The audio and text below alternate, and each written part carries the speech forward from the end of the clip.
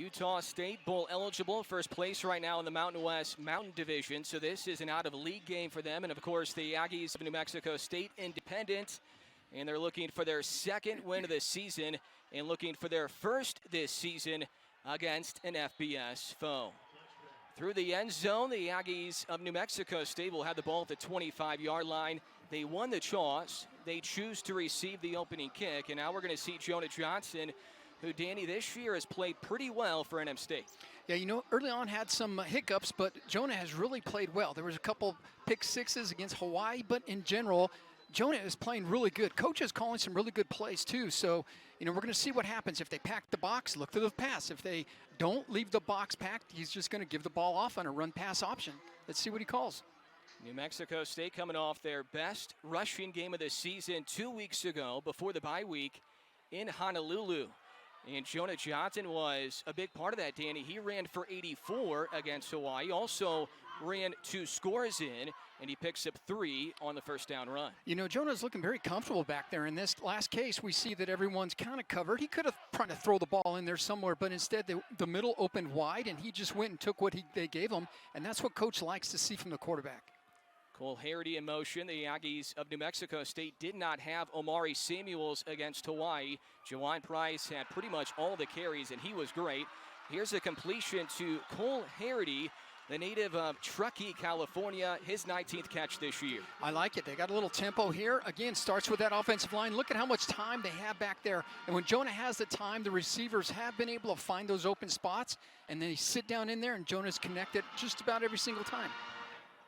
17-yard connection, good enough for a first down.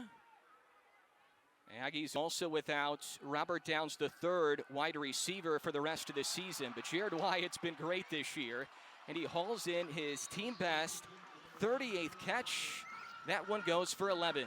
Sitting back in a zone. So with the zone, as long as Jonah has time, we talked about that in the keys, he will find someone. In this case, he is finding all the receivers down there because there's lots of open space in that zone that's so spread out. Let's see if they tighten it up a little bit for the Utah State now. Wyatt having a breakout year, grad student from Wiley, Texas, just outside of Dallas. Harity in motion again. The Aggies haven't run it yet. They'll swing it out to Harity. A lot of open field for him. Sneaks away from Shaq Bond initially and creeps up towards the first down marker. A good pass and run for Cole Harity on first down. Yeah, that's a great job by Cole, but look how comfortable Jonah looks back there. And that's not an easy pass that he makes across the field. He's looking very comfortable back there, Adam. I think he's been as comfortable as we've ever seen him. Harity gets 6, so it's second down and 4. Price is to the right of Jonah Johnson. The Aggies will run it for the first time, and Utah State, Danny's coming off a game where they really stopped the run against Hawaii. They only allowed 12 yards on the ground against Hawaii a week ago. Yeah, you know, I had to go back and look at that stat a couple times. It's like, certainly not. 12 yards, come on. You can get 12 yards just tripping down the field, but they did. They held them to 12 yards. This last play, you know, they certainly had the box stacked, and we still try to get someone in there. They have to keep going to the run just a little bit to open that pass up. NM State 40% on third down conversions this season. Underneath, it is caught after it might have been deflected. And that is Cole Harity again, his third reception during this opening drive. This one goes for 8.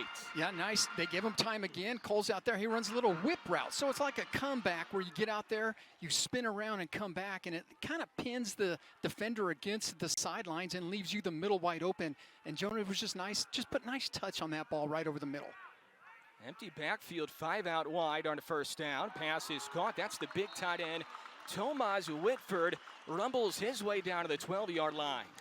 I've always liked the tight end play because when you're a safety, a free safety, that's usually your guy. And if he's usually blocking most of the time, in this case it's a linebacker, when he's blocking most of the time, you tend to not pay attention. All of a sudden, you think he's blocking and he chips someone and then gets out of there for a pass and usually leaves him wide open across the middle, just like that last play. Only one running back run so far in this opening series for the Aggies, led by Jonah Johnson. Heavy pressure, and Johnson cannot escape.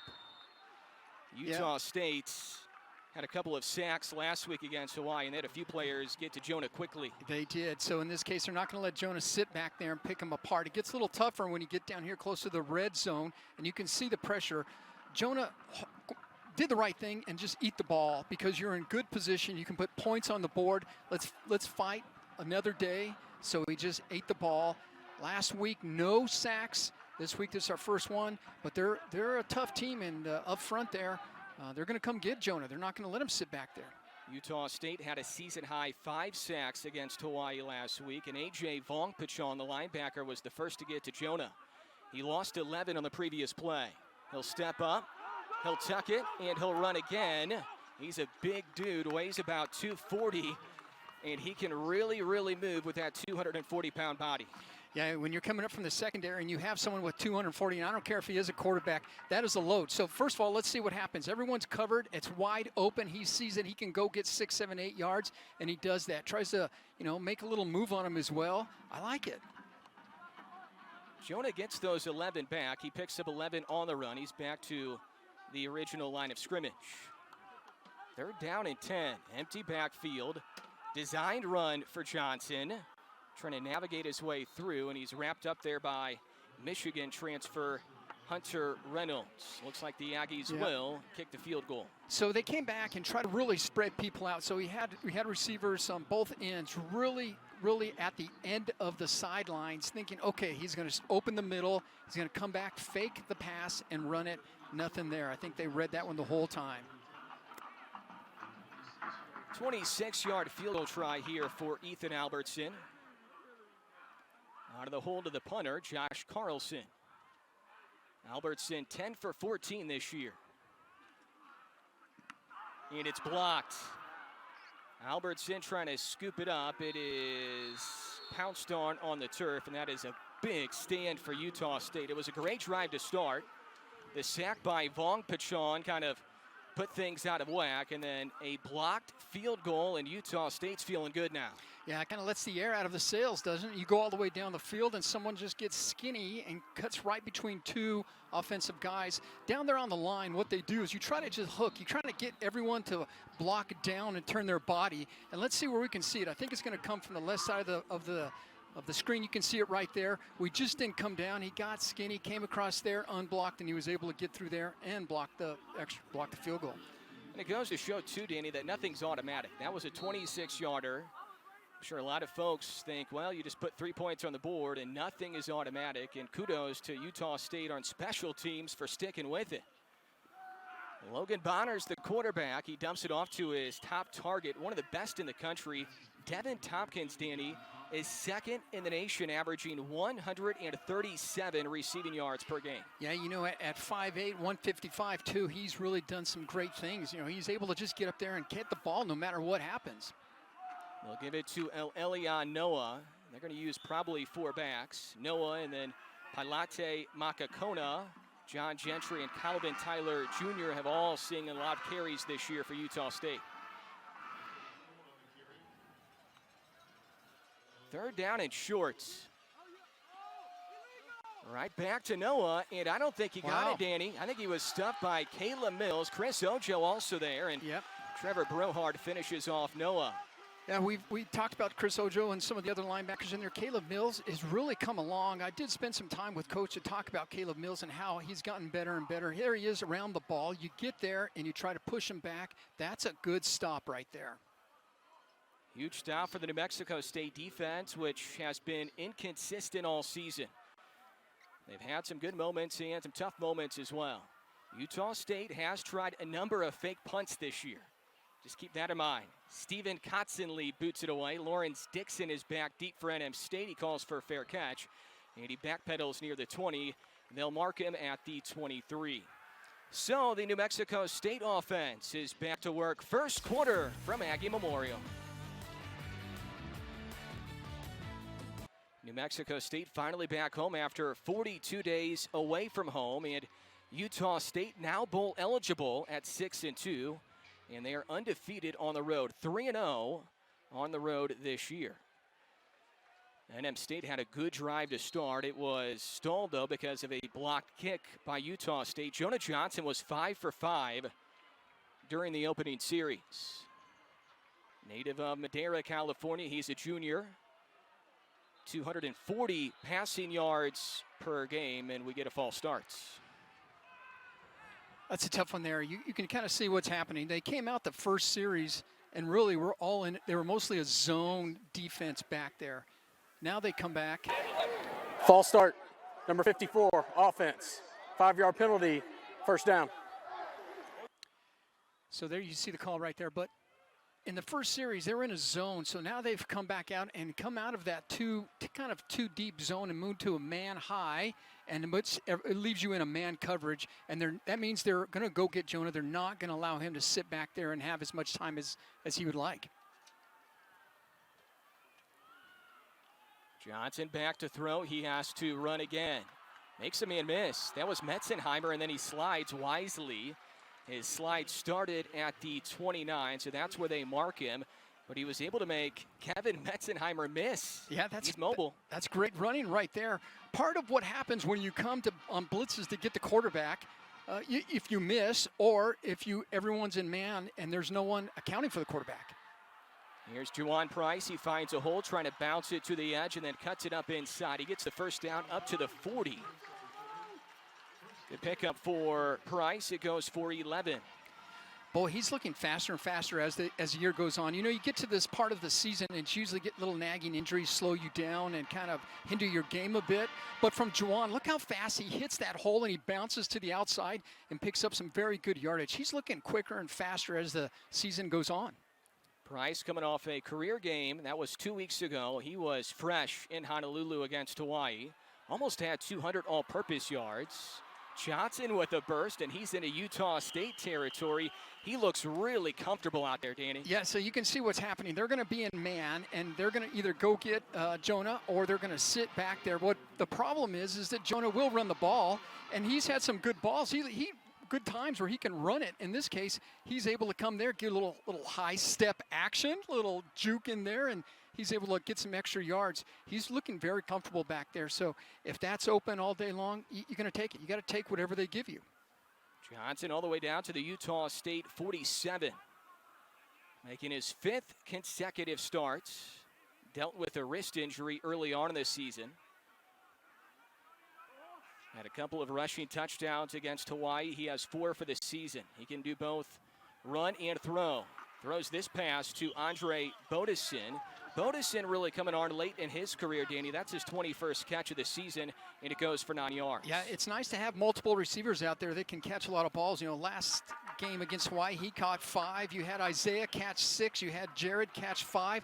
That's spreading the ball out, and there's not one guy you can key on because anyone could catch the ball. That's a good job spreading it out.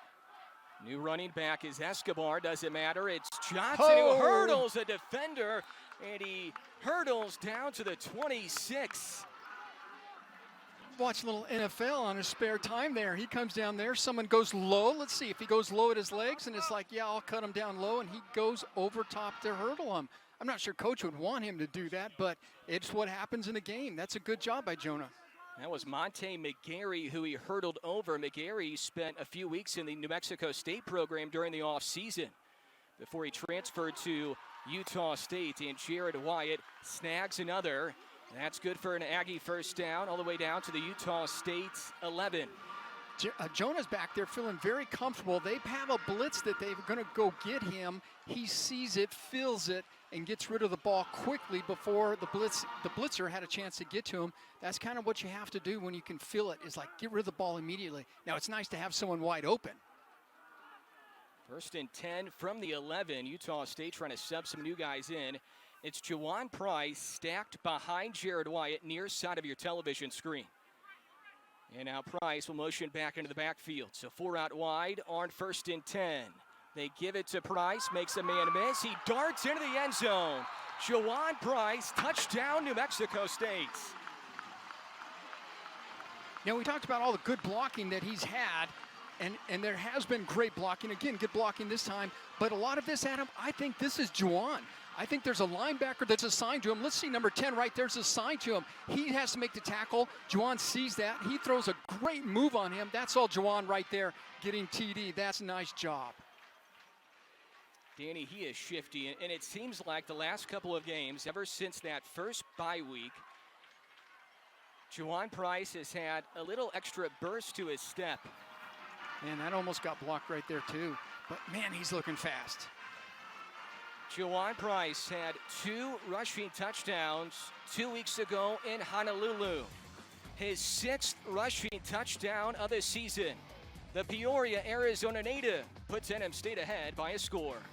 Hey Adam, yeah that's right. We heard from running back Juwan Price last week after having an outstanding game against Hawaii. Now Price had 17 rushes, 159 yards, and 2 really long run touchdowns. His best of the season yet. Now Adam, you spoke with him on the Aggies coaches show last week, and he was telling you that he feels good about this last game, and after having that rest with the bye week for this game ahead. So that practice into coming into this game, he says that consistency is key, and that involves practice as well. So we'll definitely keep an eye on how he does here this afternoon against Utah State. His goal in the final 4 weeks is just to be ahead of the game and ruin other teams' schedule and their game plan. So we'll go ahead and see how that goes. Adam, Danny, back to you. Thank you, Tatiana. So far, so good. All sideline reports are brought to you by Memorial Medical Center. Breakout season for Price, and we have to remember, too, he is only a freshman. He's a redshirt freshman having a great year. This is Devin Tompkins on the return as a flag flies in. The Aggies are trying to kick away from Savon Scarver, who the last couple of seasons has been arguably the most dangerous return man in the country with 7 career kick return touchdowns. Yeah, I think that's the guy you certainly do not want to kick the ball to. Our referee today is Derek Anderson.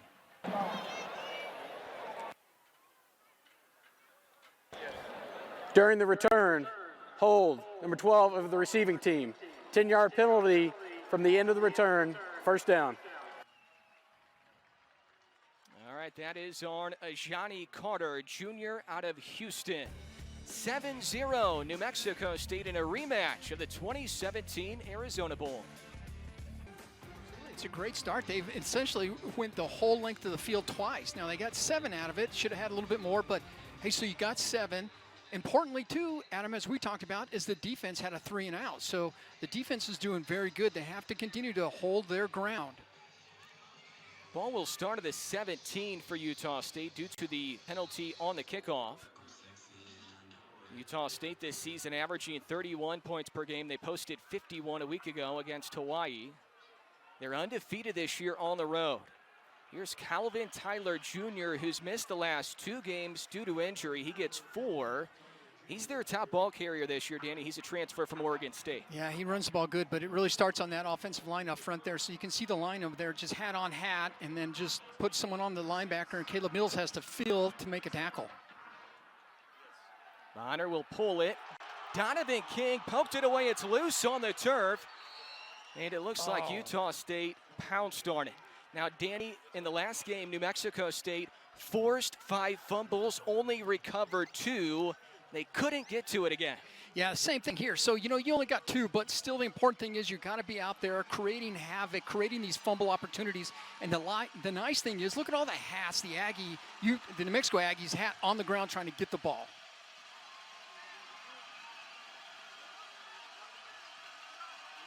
Third down and long. Utah State needs the 27. The Aggies show pressure up the middle. Brohard gets to Bonner, and the pass is incomplete. Chris Ojo, if he turned around, may have had a pick. Yeah, he could have had a pick, you're right. I think he got lost in coverage, but part of that is all Trevor Brohard. Trevor Brohard missed the Hawaii game, back now, and you can see the importance of having him back. When I talked to Coach Sukup, his position coach, about that, he's just all about Trevor. Trevor's a great guy, great athlete, and in that case, he put on the pressure. He had to release the ball quickly and got us to a 3 and out. That's his second 3 and out. Danny, you talked to his uncle earlier this week. We'll have a couple of stories later on during the telecast, some really good ones about what Trevor was like growing up. An outstanding young man out of Los Lunas, New Mexico. Back from injury, battling a knee injury the last couple of weeks. Lawrence Dixon calls for a fair catch. No, he doesn't. He never whistled for a fair catch, or I should have said flagged for a fair catch, and he's sent out of bounds just outside the 30.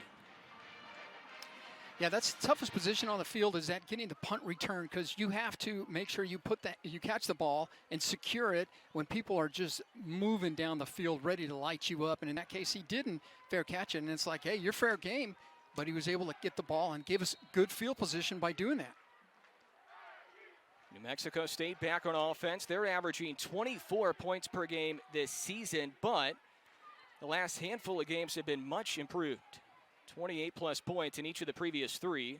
They scored 34 in the island, which is really tough to do. Johnson across the middle. There's Tomas Whitford sandwiched in between 3 Utah State defenders. It was Vong Pachon and Lampkin taking him down. Oh, I love that tight end play. I can't say that enough, but here it is right here. He releases out. Linebacker has him. He's in front of the free safety, and Jonah just threads the ball right between there and just dumps it quickly. Nothing you could do about it. Second catch here in the first quarter for Whitford. Transfer from Monroe Junior College.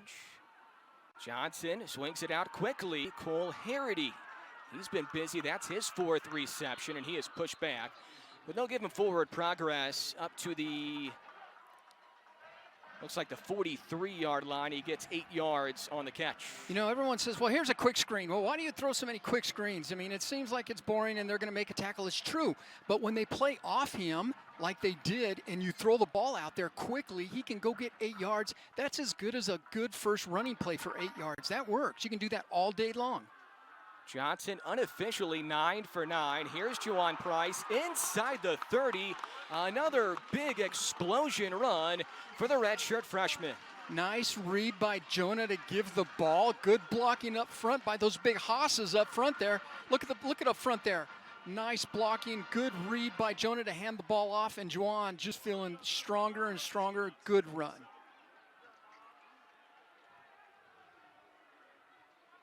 Outstanding mix of pass and run so far from head coach and offensive coordinator Doug Martin. Johnson lofts the pass near side towards the pylon. It's incomplete. Looks like he was looking for Juwan Price on the wheel route there. No, that was Amari Samuels, who's in for the first time today. Yeah, so he misses that pass, but he misses it deep and outside. That's where you want to miss it when you're throwing that back shoulder fade. You were trying to sneak him out of the backfield, but they saw that coming and nothing there. So Jonah just did the right thing and got rid of the ball. And here we are at second down.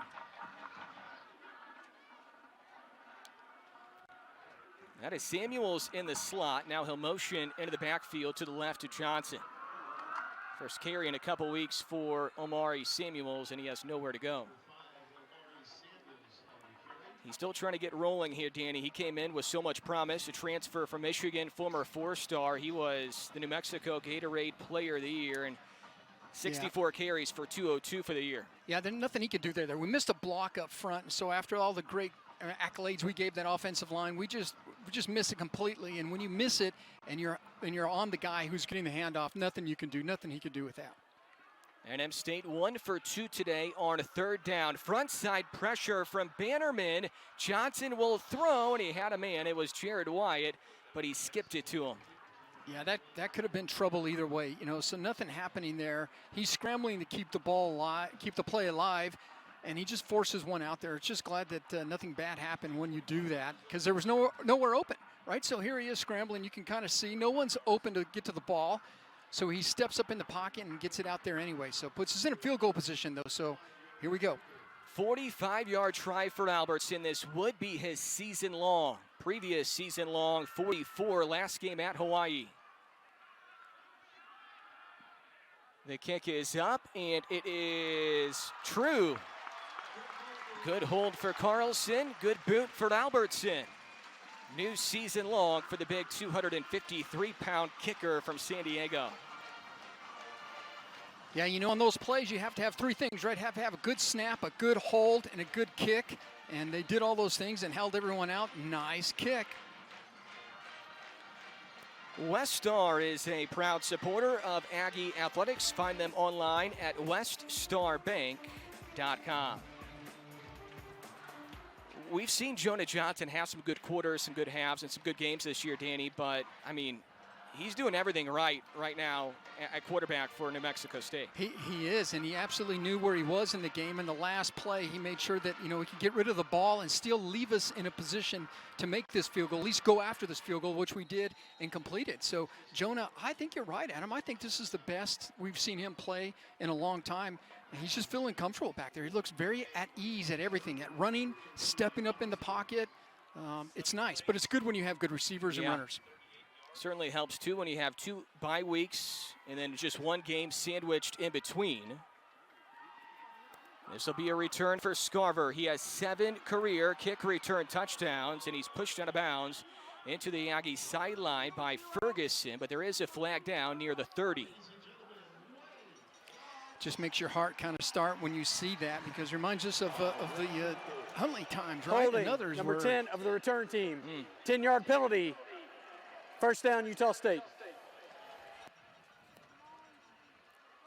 And Scarver, Danny, has done some damage against New Mexico State in the past. This was back in 2017, the Arizona Bowl. Scarver was playing then for Utah State a long time ago. He had his first of 2 career kick return touchdowns against New Mexico State. He would have one the next season in 2018 in Logan. That also was his first career kick return touchdown total, and he's gone on to have 6 more. He has 7 career, which ties the FBS record. Wow, he's very swift, very fast, makes a very dangerous kick returner. Bonner will throw a screen pass to his roommate Bowling, and Brandon Bowling is a yard shy of the first down marker. He picks up 9 on the catch and run. Just like Bonner, the quarterback, Brandon Bowling came to Utah State from Arkansas State with head coach Blake Anderson. Utah State will go with tempo. Tompkins catches, and then he's bumped, but he does get the first down. That's his 2nd catch of the day. Yeah, same type of play. So coaches are, if it's working, they're going to stay with it. In that case, if you don't have enough guys out there, they're betting on their players to make the plays. And if it's just 2-on-2 or 3-on-3, I think Coach Anderson says, we have good players, and we'll take those odds, and we'll throw the ball out there and let them go get extra. When Utah State's at their best offensively, they're playing with great tempo. They want to play fast. They'll fake the jet sweep. They hand it off to Calvin Tyler Jr., who once again missed the previous 2 games, but he does return today, and he's had 100 carries this year to lead the team. Yeah, they got multiple good running backs back there, and it always starts with that big line up front that does a very good job. And that is the end of the first quarter. Well, a really good quarter for New Mexico State, but we've been here before. Think back to the San Diego State game early this year. Can New Mexico State keep the foot on the pedal? We'll see in quarter 2. Doug Martin's crew has dominated this game so far, Danny. Yeah, I think that our defense is doing a great job out there. They have 2 3-and-outs. That helps because then you end up with more possession time with the ball, and then you're able to get stats like you just saw or heard. 2nd down and 7. Logan Bonner and Utah State will change the direction of the field they will go in, and we get a flag coming in.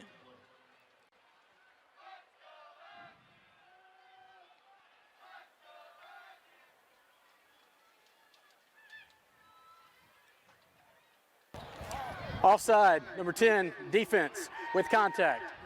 5-yard penalty, 2nd down. That's our Lazarus Williams, Jr. from Olympia, Washington. We should note as well that on the left side of that line, number 98, that's Marcus Buckley, who finally has returned, playing in his first game of the season. Danny, he was impactful for the Aggies a couple of years ago. Yeah, you can't have enough big guys on that line that are really making a difference. The Aggies show heavy pressure. Pass is caught by Bowling. He breaks an initial tackle, and then he's wrestled out of the bounds by Ojo. He broke the tackle of McCullough to start the play. You know, I talked to Coach Bell from New Mexico State. He's a secondary coach, and we talked about the tackling in the secondary, and he said, you know, that's something we got to really try to focus on and fix, and a lot of it has to do with the angle that you're taking to the ball.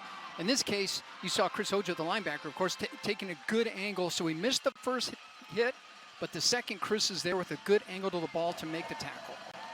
Timeout on the field. Officials. So an officials timeout on the field with 3rd down and short coming up for Logan Bonner and Utah State.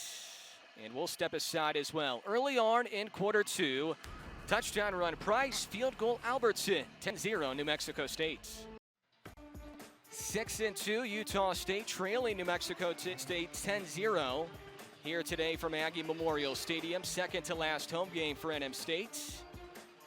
14:34 left here in quarter number two. And Danny, right now the defense is trying to stand tall once again. They've been good so far, but trying to limit those explosion plays that have been a big issue this year. Yeah, those jailbreak plays will kill you. And so far they've been able to do that. And part of it is that they've not let Logan feel comfortable. So keeping the Utah State quarterback in a position where he has to get rid of the ball, where he can't get comfortable. When I talked to Coach Bell, the secondary coach, he told his group, look, you're going to be challenged today because that is a great quarterback over there.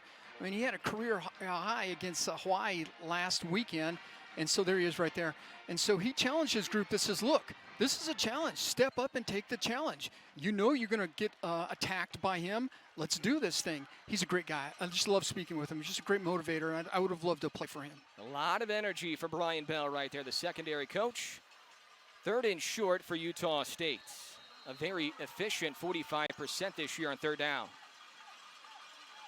They go with two running backs. Bonner, very vocal at quarterback. He's a grad junior from Rowlett, Texas, just outside of Dallas. Look like the Aggies jump. Bonner might be a free play. He'll lob it down the sideline. It's almost hauled in. Derek Wright got a hand on it, and we get a flag in the secondary as well.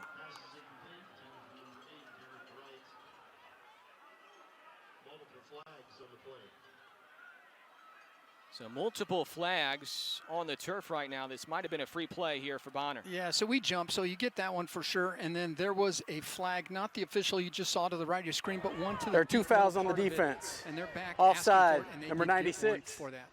That is declined. Pass interference, number 7. 15-yard penalty from the previous spot. Automatic first down. So the penalty that is taken is the PI on DJ McCullough. The other penalty was on freshman nose tackle Garrett Bishop. And Utah State will slide into New Mexico State territory after the pass interference call. I think that's the hand battling that you hear so much about. There wasn't a lot of advantage one way or the other, but nonetheless, it's a penalty. Tyler Jr. runs to the left, trying to get towards the sideline. He's taken down by Bishop. So we've seen Tyler so far and El Elyon Noah. Still haven't seen John Gentry or Pilate Makakona. Last game for Tyler was back on October 16th at winless UNLV, a game that Utah State almost lost. Front side pressure, quick dump off. Tackle is broken by Devin Tompkins, and he's taken down there by the 6'5 safety Caleb Mills. Big play for Utah State. You know, Tompkins has big numbers, and you can kind of see why he has big numbers. We have him pinned, but he still is able to get off and make a big play out of it right there. Got to make that tackle. Utah State will go quick. Passes out of the reach of the 5'8" Devin Tompkins, who's not big, but plays a lot bigger than 5'8".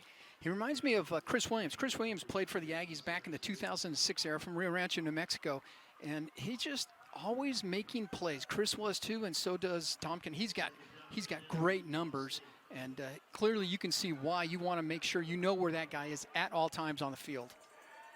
5'8", 155 is what Tompkins is listed at. Their second best wide receiver, Brandon Bowling's only 5'9". Bonner will throw near side. He's looking for Tompkins, and he can't make the catch.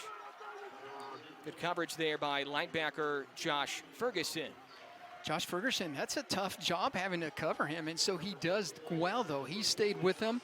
He made sure he wasn't going to battle him because they've already thrown a penalty, a flag on that, a PI. So in this case, he just ran with him the whole time, nothing doing. NM State trying to hold Utah State to a field goal try, although if they get to fourth down, they might go for it.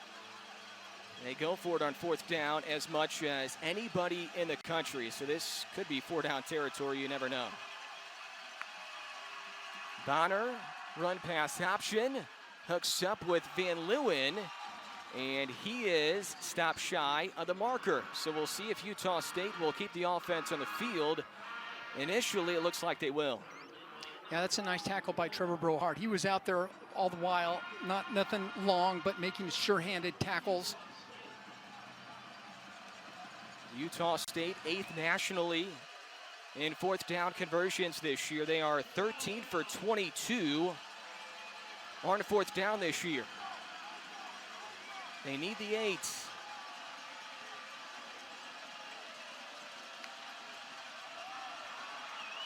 Aggies almost jumped, no flag, pass is incomplete.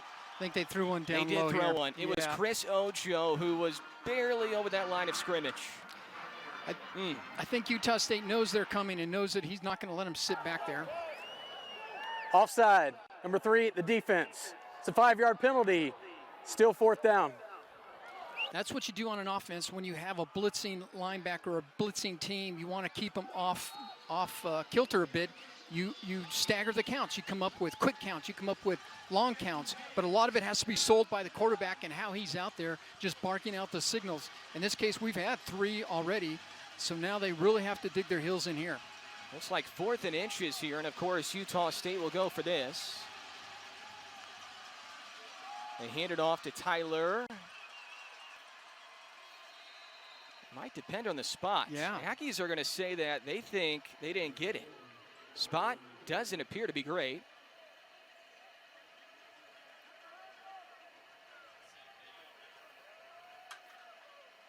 They will likely measure this, Danny. Which would be interesting because didn't we have the chains on the far side of the field break that you were pointing out earlier on a break? And so we'll see what happens. Or did they give it to him? No, I think he was calling for a measurement. Well, that line judge was, Yep. it didn't seem like Yep. it was going to be a favorable spot. So you can see the line judge coming in right, not at the very end, but a little bit before. There he is right there. You can kind of see him. It's got the spot. Hand him the ball right there, and that's where he's going to mark it. Holy smokes. New Holy Mexico smokes. State football. They bend a little bit, Danny, but they don't break. You know, I had some stats I was trying to keep track of on defense to say, well, how many 3-and-outs can we get to? How many first downs, you know, of less than 3 yards? Now I got a new one. 4th down stops. 4th down stops, very important here. That is just a fantastic job by that defense to just bow their neck and not let anyone in. Right back to action. The Aggies pinned deep. This is Juwan Price, and he is swung down by Justin Rice, among others. Rice, the middle linebacker, is one heck of a player. Former Fresno State Bulldog and Arkansas State Red Wolf. Yeah, that's going to challenge this offensive line. When they have you pinned deep in your own territory, there's not a lot of plays that come to mind that you can try to push out a little bit. So you kind of know it's going to be a run. But then after the run, they're going to have to throw the ball. We are, in order to get some more distance in there to at least get a good punt off. So let's see what happens. Need to be careful. Johnson is on the edge of his own end zone, and he's able to get out of that end zone. But this is dangerous territory right now for the Aggie offense. Yeah, I couldn't tell if that was a run-pass option or if that was just a keeper all the while in there. And so it looks like they're blocking up front. It's kind of hard to tell, but, man, that's a tough one right there. At the very least right here, you would like some more breathing room for Josh Carlson, your punter. Right now, Johnson is in the end zone on 3rd down. He's going to drop back to throw. He will throw it into double coverage, and it's too long for Isaiah Garcia Castaneda. So now you have to worry about some bad stuff happening here, including a safety, as Carlson's going to kick it out of the end zone, in the back side of the end zone more than likely. Yeah, and so you end up with the punt team up front. That line really has to block. You saw that on a field goal attempt, the first one down the field at 26 yards. Someone shimmied through a couple guys easy. In this case, you know, I think they're going to bring them. I would bring them all because we are pinned deep. You don't even have your normal distance for the punter, so he's going to have to get it, kick it quickly. You just saw Isaiah Garcia Castaneda Timeout. limp off the field and also holding his hamstring area on the Aggie sideline. So we'll continue to monitor that. Carlson will kick when we come back from break. The Aggies blanking Utah State. New Mexico State back home for the first time in 42 days, but it's been a busy week here at New Mexico State. For more on that and The move to Conference USA for all sports. We head down to Tatiana Favela. And that's right. After that unanimous vote from NMSU Board of Regents, New Mexico State is officially joining Conference USA. And that's for all sports now. The last football game Aggies played as conference members was the 2017 Nova Home Loans Arizona Bowl, taking the win in front of 25,000 Aggies and fans. So the conference will provide access to funding that will benefit New Mexico State athletic teams and 400 student athletes. Very exciting news for NMSU. Adam, Danny? Thank you, Tatiana. All sideline reports are brought to you by Memorial Medical Center. This is great news, Danny, for a number of reasons, but most notably football. Finally able to get back into a league after leaving the Sun Belt a couple of years ago, going independent. Only one more independent season left after this season, and then they can head to Conference USA as Carlson boots it away to Jordan Nathan, and he hauls it in on the fair catch. Yeah, going to Conference USA, we talked about all the movement in the first season of the game, right? So way back when, we said, hey, look, there's going to be a lot of movement going on. It all started with Texas and OU saying, yeah, I'm going to the Southeast Conference, and everyone started moving chairs. Kick catch interference, number 47, kicking team. 15 yards added to the end of the kick, first down.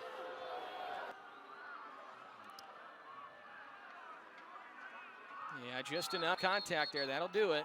Yeah, you got to give him lots of room there. It was a quick hand, too. But back to the Conference USA. So this move really puts us in a good spot because now we have a conference that allows you to go out and recruit people so you can start building these relationship and these competitive teams that you're going to be playing. And you can, it just really helps all the way around. So I think this is good stuff.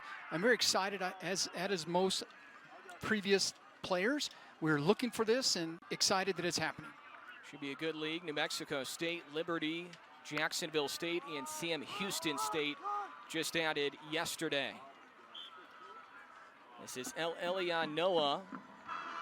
Only his third carry. This one goes for 5 yards, his longest run of the day. Defense has really been challenged. This is a tough one here where you're pinned deep and you kick and then you have a penalty, and it really puts them in good field position. So the defense is going to have to earn their keep here. Logan Bonner, 6 for 9, 44 yards so far through the air. Had a fumble earlier, but it was scooped up by one of his offensive linemen. The Aggies have shown a lot of pressure defensively. Noah, again, trying to find a hole. There's nowhere to go, and Donovan King rips him down. I think you were worried maybe about a horse collar or a face mask, right? I was, but I like the fact that Donovan King was standing tall. He's like, fine, you bounce outside. This is my area of operation. Nothing happening here. Donovan King rips him down to the ground, so that's a great job. Utah State 0 for 3 on a third down. This is 3rd and 4. Big difference so far in time of possession. Bonner to the air, he has a man, and it's Holden. Devin Tompkins, a touchdown. He's only 5'8", but he can sky through the air. He goes up for the ball, so I know that, and even the press conference, Coach Martin said, they throw a lot of 50-50 balls up there, and if you have a guy that can sky like Tompkins can, that 50-50 ball, maybe it's not 50-50, maybe it's more 60-40, but he went up. We had two guys in coverage on that. We had him boxed. We had top and bottom covered on that. He had to get rid of the ball quickly and make a play, but we have guys there, and he's still able to pull that down. Point after from Connor Coles, out of the hold of punter Stephen Kotzenlee. And it's good. So Utah State on the scoreboard. Devin Tompkins hauls in his 7th receiving touchdown of the season. Bonner throws his 18th and his 48th career. It's a 3-point game in Las Cruces. That followed the Carlson punt, which included a kick-catch interference call, and the penalty really hurt New Mexico State, Danny. That was horrible field positioning for the NM State defense. Right, so the whole purpose of punting is that you want to flip the field and get field position back to you because you're kicking the ball out. In this case, we were deep in our own, pinned deep. We couldn't have as much time to get the kick we wanted. It wasn't as deep of a kick. Had a penalty after that, gave him good field position. But Tompkins, man, what a catch. So we got a game. That's Terrell Warner back deep with Jawan Price. Usually Garcia Castaneda is back there, but He might be dealing with a hamstring injury right now. We saw him tugging on his hammy earlier on the sidelines, and he limped off. So Terrell Warner will now return kicks for the time being with Juwan Price. We like what we have seen so far from the NM State offense. Right now, 181 yards of offense, 105 through the air for Johnson, 76 on the ground. Those are some outstanding statistics, and woulda, coulda, shoulda. They probably should have more than 10 points, but they still lead here early on in quarter two. It's a scrapping fight right here. And so coach said, you know, they're going to score, which they are. We just got to figure out a way to score back, to volley back. Aggies will throw on first down, and Price had tons of open space. If he could have gotten away from that tackle there, that was made by Michael Onyenwu for a loss of 2. So quick pass. The idea is get the ball out to Price, who we know is very fast in open field, but he didn't have a chance to even turn and make a move on him. The defense was just on him, closing so quick. There's nothing to do with that play. Defense playing a little bit better now for Utah State. Motion man is Harity. Johnson throws it to Harity. Last minute decision. And Cole Harity tiptoes around the sidelines. He was bumped out of bounds by Monte McGarry. You know, when you have lots of time and you're running and you're moving and you come to the line of scrimmage, they're not sure if he's going to keep the ball or not. So this really freezes the defense. And as he comes to the line of scrimmage, he dumps the ball quickly out there, and Cole got some great yardage. Third down, 1 yard to go. It was a gain of 11 for Harity. 5 catches, 49 yards now for the Truckee, California native. Johnson will keep it. Spot looks pretty good initially, Danny. I think they got it. You know, the thing, I'm just so impressed with Jonah because he's playing within himself, but he knows where he is on the field, and he knows where he is with the score. Third down, short. He knows he's got to get a couple of yards in there. Good defense. He's close. He feels it. He stretches the ball out there. That's a great job. The ability there to stay patient and not rush it, impressive as well, and it does move the chains. Price in the backfield. Johnson steps up and throws. Another catch for Harity, then it pops loose. They're going to rule it an incompletion, which is not good news for New Mexico State because Juwan Price got to it. NM State would have had the ball at the 50. Pressure on Jonah. Jonah gets rid of the ball. Cole catches it. He's in there, but he sandwiched. Not much you can do. You barely have time to secure the ball, and guys are already popping you. Legal hits, but it's just what happens, and the ball bounces out.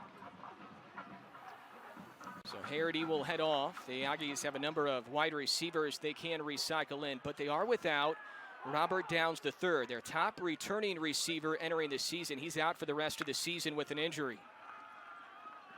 Johnson, plenty of time to throw, and it's out of the reach of Wyatt, and a late flag comes in. Should be pass interference. I think when Jared was making the cut, it was a deep in route, and when he was making the cut. Pass interference, number 22, defense. The ball will be placed at the spot of the foul, automatic first down.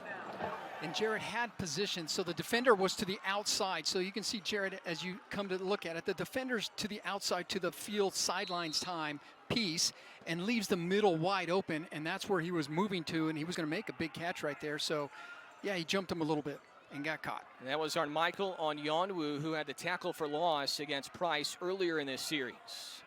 P.J. Johnson, freshman from Lake Charles, Louisiana, was in motion. He's in the slot right. Johnson, pressure behind him. The ball pops loose, and it is jumped on by Utah State. Was he inbounds or was he out of bounds, though? Looked like that was Haile Motua-Puaka who jumped on it. Well, he was out of bounds.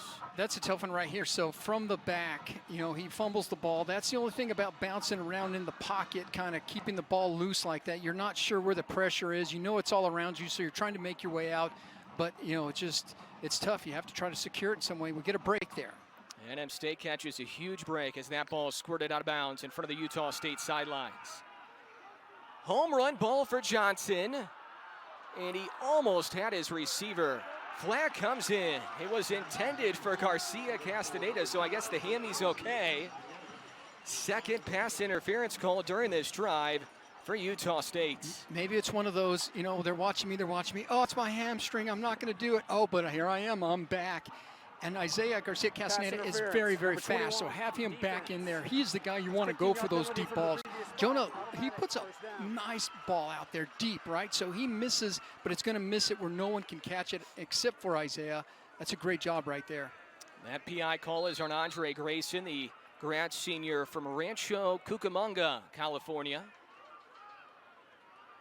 So the penalties for Utah State moving the NM State drive along. About midway through quarter number 2. NM State ahead by 3. Quick dump off to Jawan Price, and it's towards his shoe tops. Oh, Adam, sorry about that. I know I jumped in there, but I saw it. It was coming. Here, they've been going to a single high the rest of this quarter and really pressuring them. So they brought the house, and the perfect play was called. Coach Martin called a screen out to Jawan, the guy we want to have the ball, and it just hit his shoe tops, and he couldn't get it. He catches that, he's gone. That's 6. Second down and 10. Price again in the backfield. Andre Bodison lined up wing right. Johnson looking Price's way. Catch is made, and a good open field tackle for McGarry. Boy, Utah State is bringing lots of type of disguised rushing, blitzing packages. And they're not letting Jonas sit back there and just have his day. So you can kind of see it right there. The offensive line did a great job of picking up everyone and just getting out to Juwan. Just couldn't quite get it to that first down marker. Looks like a quick injury timeout. McGarry slow to get off. NM State will have a big 3rd down and 5 coming up. Doug Martin's offense into Utah State territory. 3rd down and mid coming up. Running back is Alex Escobar. No carries so far for Escobar today. NM State 2 for 5 on a 3rd down. They need 5 yards. Out route, caught, 1st down. Terrell Warner, his first reception today, his 23rd of the campaign. Yeah, Terrell is very capable as well. You know, the 6'1", 190 player there is called on to pull this one in and get to that 1st down marker. First is to make a secure catch, pull it up a little short, but he gets it and pushes to that 1st down marker. Terrell, that's a great job.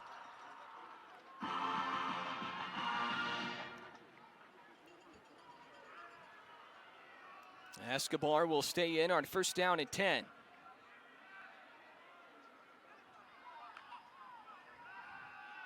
Johnson looks left, he throws left. A lot of space for Harity. Big burst for Cole Harity. Catch number 6 already for Harity. He only had 18 in the first 8 games this year. This one goes for 10. Yeah, multiple guys open in that pattern. You had one crossing underneath. You had Cole out to the flats here, and he decided to take Cole and get some extra yardage. And they were just back. Look how far back they are. He catches it and gets 6 more yards before they're even there. So lots of pressure, and then lots of open green space, and then the defense is deep.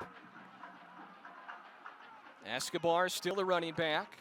Here's the first carry today for the former walk-on from Peoria, Arizona. Team captain as well, highly regarded within the locker room. 7th carry this year for Escobar, who had 3 last game at Hawaii. You know, if Alex breaks that one last tackle, there's a lot of ground in there for him to go get some extra stuff in there. So from the backside, someone came off their block to make the tackle. Escobar only gets 1. Eric Marsh, linebacker, is in wing left right now as a blocking fullback. Rice hurdled a defender. Johnson will angle to the right before he's taken down. Open field tackle there for Cash Gilliam, who plays the star position, which is a linebacker DB hybrid for Utah State. So 2 guys in the pattern. You have max people staying back to protect. You saw someone jump over top of Alex. The 2 guys in the pattern were covered. Mexico Nothing State. he could do but try to get whatever he could from it. And This not is a much 30-second timeout. So Doug Martin will use a timeout here. This is, of course, a big series here in a close game. 10-7 NM State. And by the way, Utah State is no stranger to close games. In fact, this season, Utah State is 4-0 in 1-score games. And on the road this year, they're undefeated, Danny. They're 3-0, but they've all been close games. They have 3 road wins by a total of 11 points. at Washington State, at Air Force, and at UNLV. So they're not blowing people out per se. They're just winning close games this season. Yeah, they're a good, complete team. Coach Anderson has done a great job, and we've seen Coach Anderson when he was at Arkansas State, so he coaches a good team all the way around. And in close games, if you can win them, that's good. That's good stuff. So it's a very well-coached team. But the Aggies are playing them tough. There's Coach Anderson right there. Came from Arkansas State. We had some great battles with him while he was there. He's doing a great job over the first year there, bowl eligible. Hey, but the Aggies are playing them tough. The New Mexico Aggies.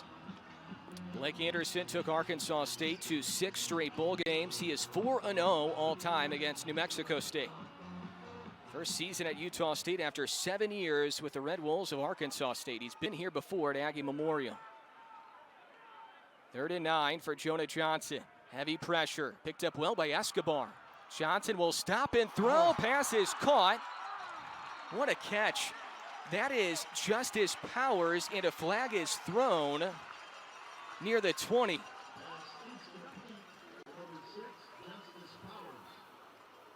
That is improv for Jonah Johnson. That is right there. And so going to get I think it's going to be a holding. Ineligible receiver downfield, number 11 of the offense. It's a 5-yard penalty from the previous spot. 3rd down. That's tough. And part of what happens is when you have a scrambling quarterback and he breaks containment, you don't know if he's going to go keep running it. And if he does, you want to go downfield and get a block. Well, if you're an offensive lineman, you're not allowed downfield, and so you get a whole situation there. But improv, like you're talking about, Adam, that is a great job.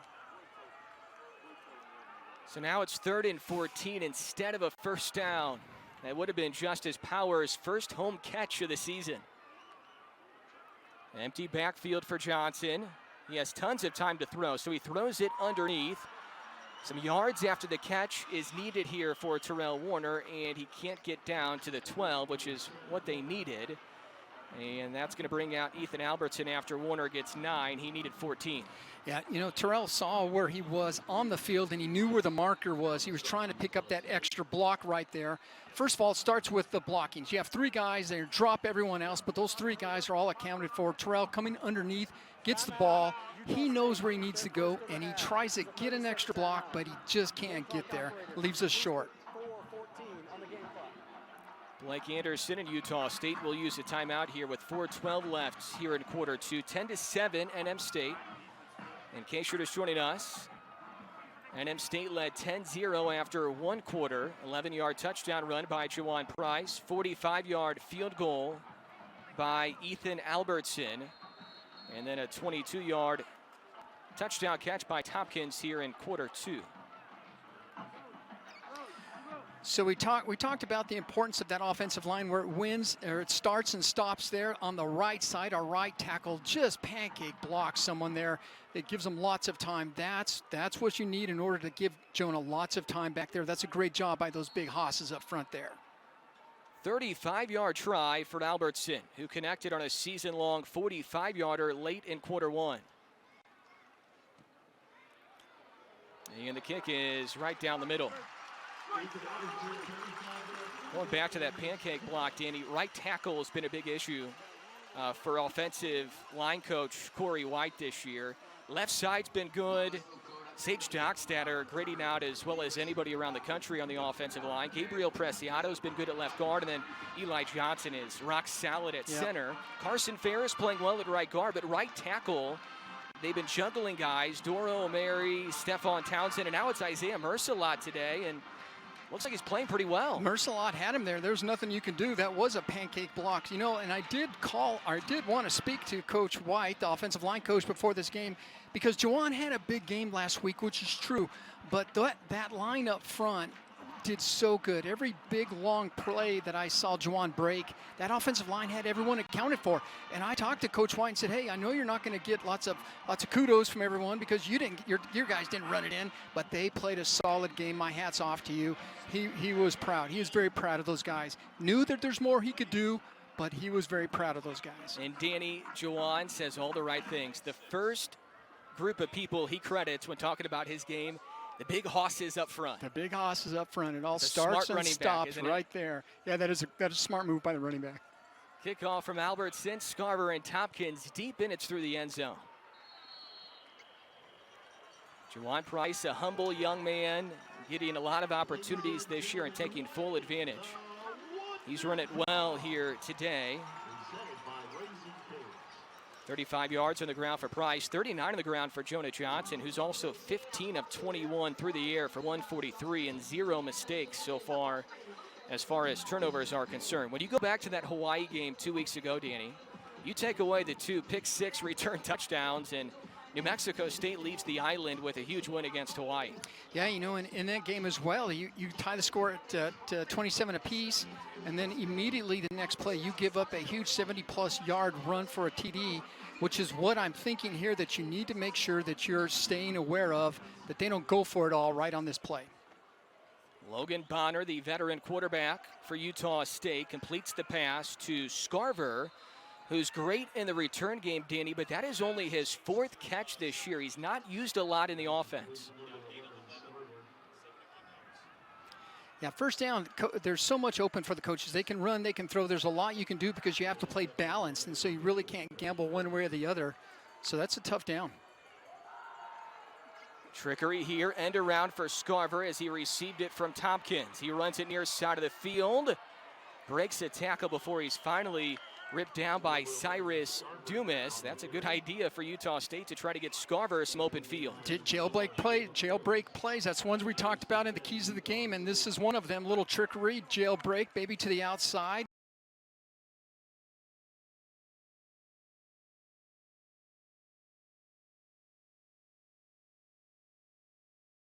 You see him, but we just can't get to him, man. He's tough.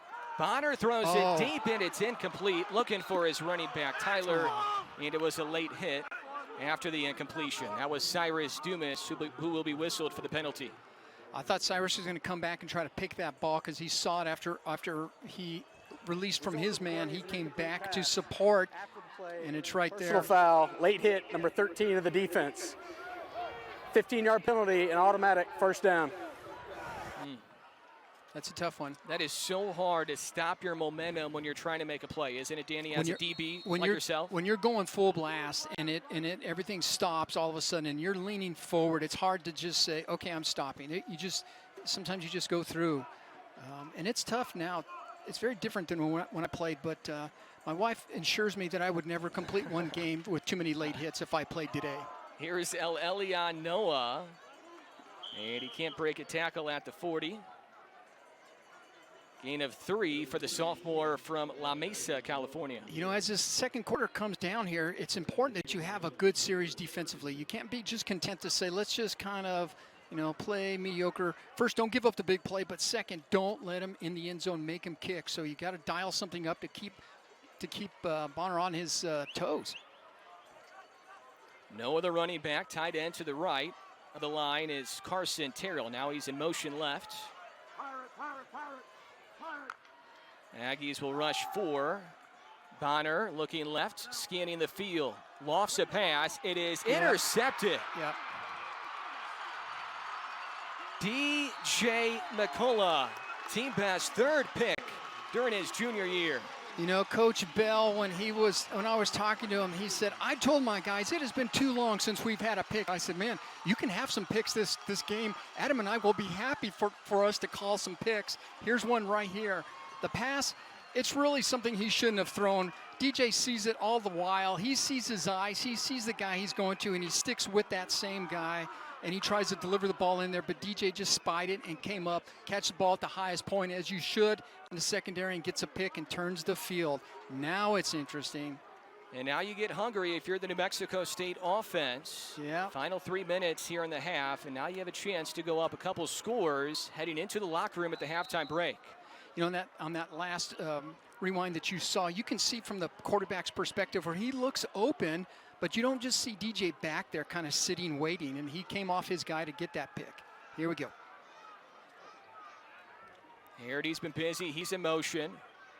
Price, the running back. They'll toss it to Juwan Price. Makes the catch, open field, and he's dragged down by Michael Onyanwu. 4-yard pickup for Juwan Price, and for him, that is catch number 3 already.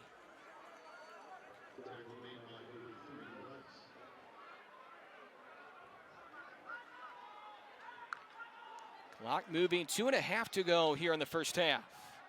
Johnson almost throws an interception. Somehow that's caught by Cole Harity. I think he faked out the fans who thought either that was incomplete or picked off, but it's Harity who comes up with it for 8 yards and a first down. So maybe it's our perspective, Adam, but I was thinking the same thing you were. It's like, oh man, there's 2 guys standing right there. Here we go, tempo.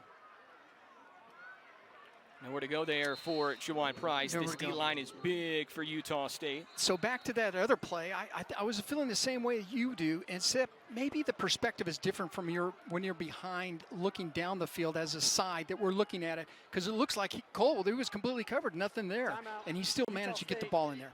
It's their second of the half. Game clock operator, please put 2:06 on the clock. Thank you. Utah State will use a timeout here. Blake Anderson and the Aggies of Utah State down to 2 timeouts. Doug Martin has 1 timeout to play with.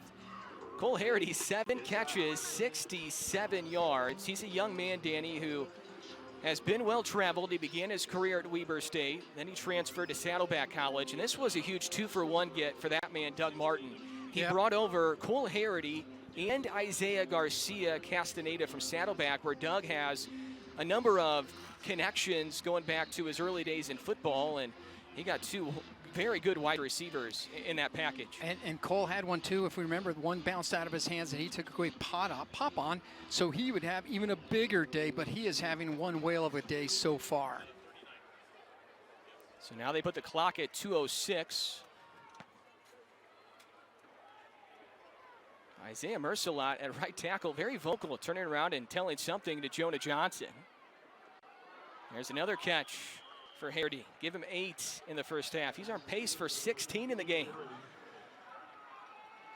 Again, lots of blocking up front there, lots of time by Jonah. He's able to sit back there and see Cole come all the way across the field and make a great pass. He's still got to make a good pass, and he has. He's thrown the ball very good today. 3rd down, 5 yards to go. Under 2 left here in the first half. Caught by Bodison, trying to fight for first down yardage. He does. Andre Bodison's second effort, and that will move the chains. He picks up 8. You know, at 6'5", 205, he's using his body type in there that says, you know what, I'm going to just fight for every single yard. So he sees it right there, feels the pressure, he spins from it, and then just fights for extra yardage, which is really going to help this drive. That's a great job. Aggies inside Utah State territory. Coming straight up the middle is Rice, and I don't know how Johnson got rid of that one, but he finally did. And Justin Rice is one of the top linebackers in the entire country. Yeah, both sides are not letting the quarterback sit back there, because when they do, you know, bad things happen downfield. Jonah, they're trying to keep the pressure on him. He had to dump it quick, really couldn't do anything. We weren't ready for it. I think it was Jawan that was out there, but just couldn't get in open to see the ball fast enough. Rice leads Utah State in tackles, tackles for loss, and interceptions. He has 38 career tackles for loss. Frontside pressure. Getting away from Vong Pachon is Johnson. The pass is bobbled and then caught. And that's Garcia Castaneda for 5 yards. How about Jonah feeling so comfortable back there? You open it up so it's an empty backfield. There's no running back to pick up an extra blitzer, and they see that Utah State, and they bring someone, and Jonah just steps around him just so nonchalantly, like, okay, I got this.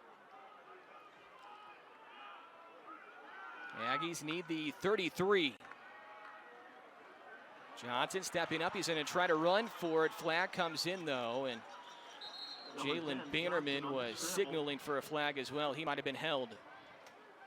Number 27, Reynolds. Holding, number 54, offense. 10-yard penalty, 3rd down. Well, we were just praising Isaiah Mercelot the entire first half in his first miscue of the afternoon. Yeah, I couldn't see it. We'll take a better look this time around, but you see him on the right side of your screen right there where they're trying to get around the end on him. He may have put his hand out there, his arm out there to hold him up just a bit. I think he did. He got caught. But he has a good job. Looks like he's gasping a bit too. And those guys up front are working very hard. They're expending a lot of energy, still doing a good job. Still in the drive, though. We're still alive. Out of field goal range now. 3rd down and 15. Johnson has all day to throw. Caught by Price. He somersaults just shy of the marker by a yard. That'll be at the 34. Is that in Ethan Albertson's range? Player down right now for Utah State near midfield. Look at, so we have a pancake block again, so it's a second right there. Coach is going to have to make sure he gets some good kudos for that. Lots of time, hits Price, he spins, they make immediately hit on him. It's close. How comfortable do you feel here, Danny, kicking a 51-yarder from Albertson? Now, he's shown that range. The wind isn't doing much. Do you kick it here, or do you go for it on 4th and 1? Number 54, offense. It's a 5-yard penalty. Replay 3rd down. Well, I guess that's your answer, that's right? That's a good point now, right? Yeah, yeah. It was about to be 4th and 1. Player down still for Utah State. That's Bannerman. Jalen Bannerman, transfer from Arizona Western Junior College. Started his college career at Kentucky. Grad senior from Pickerington, Ohio. Well, now you're in a horrible spot. 3rd and 20. And you're back in your own territory now as well. Yeah, so I think it puts you back in the playbook of you know what to do as opposed to, I'm not sure. Maybe we go for it, maybe we kick it, maybe we don't. But here you kind of know what's going to happen. You're going to try to get as many yards as possible, then take a look at it, but maybe have to punt it away. Escobar to the left of Johnson, the tight end Whitford to his right. Johnson does have some time. He has a man, and it is incomplete. Justice Powers looking for a flag, and he will get one. I think you and I were looking at the same guy crossing the field, right? Saw the same opening there with lots of time back there. He was waiting for him to clear. Pass interference, number 6, defense. 15-yard penalty from the previous spot. Automatic 1st down. Pass interference calls aplenty here in the first half for Utah State. That's on Cam Lampkin, junior from Mesquite, Texas, and the drive will continue for offensive coordinator and head coach Doug Martin. You know, when the receiver turns and goes back into the defender, into the DB, trying to make a play for the ball, they're almost always going to call that.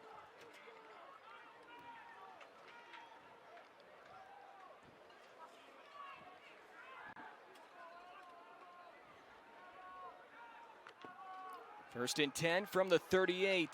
Johnson can't elude pressure this time, and he's taken down for a sack. Back at the 44.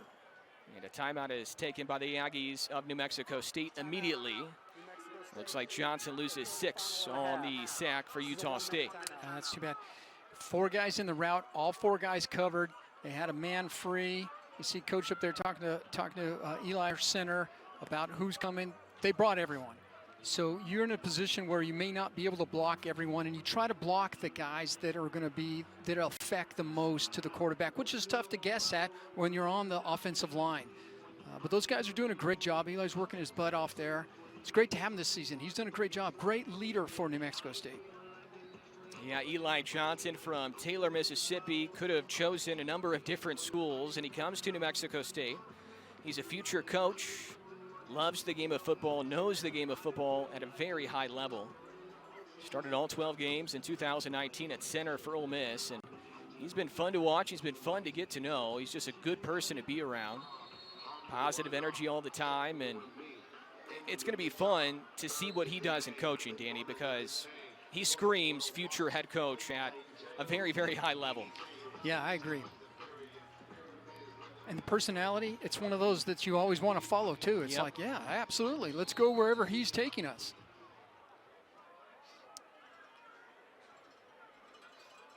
.44-yard line.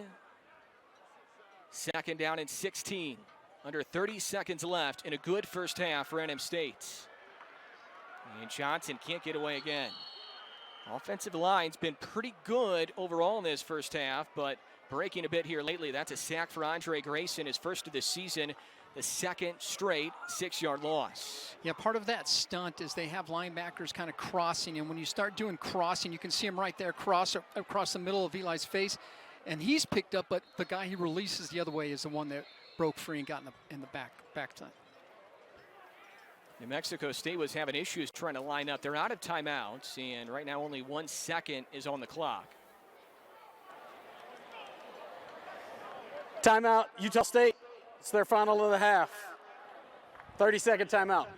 So Utah State uses a timeout. Blake Anderson probably worried that Might have been a Hail Mary of some sorts, and they weren't lined up properly, but there's only 1 second left. Do you go for it here, Danny? Do you try to toss one towards the end zone, or do you just kind of take a knee? I think you go for it. I think you put your foot on the gas and you let it rip, and you figure out what's going to happen. Can they catch it? Can they return it? Yes.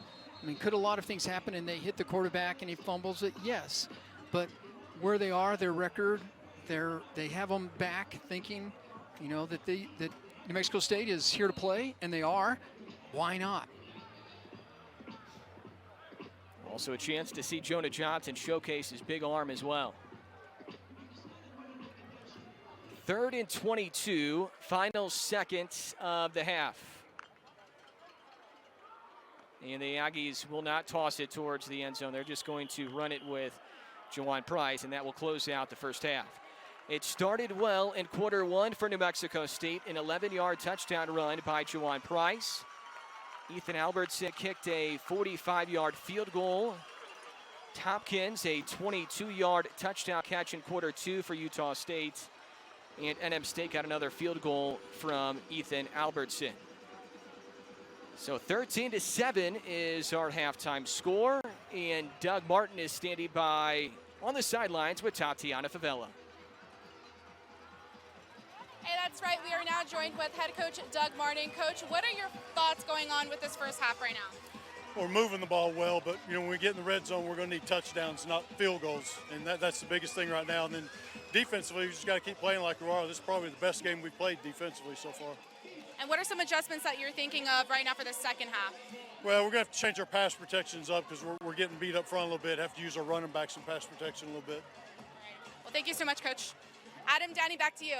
Thank you, Tatiana. All sideline reports are brought to you by Memorial Medical Center, the official healthcare partner of Aggie Athletics. NM State leads here at the halftime break, 13-7. Halftime comes your way next.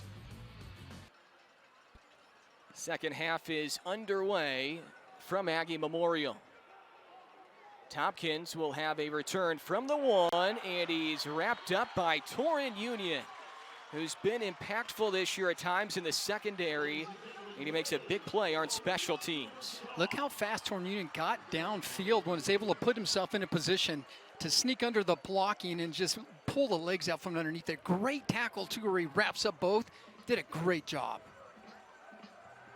Utah State offense will start at the 13 with Logan Bonner, who was 8 for 13 in half one, 73 yards, a touchdown in the thrown interception, which was intercepted by McCullough.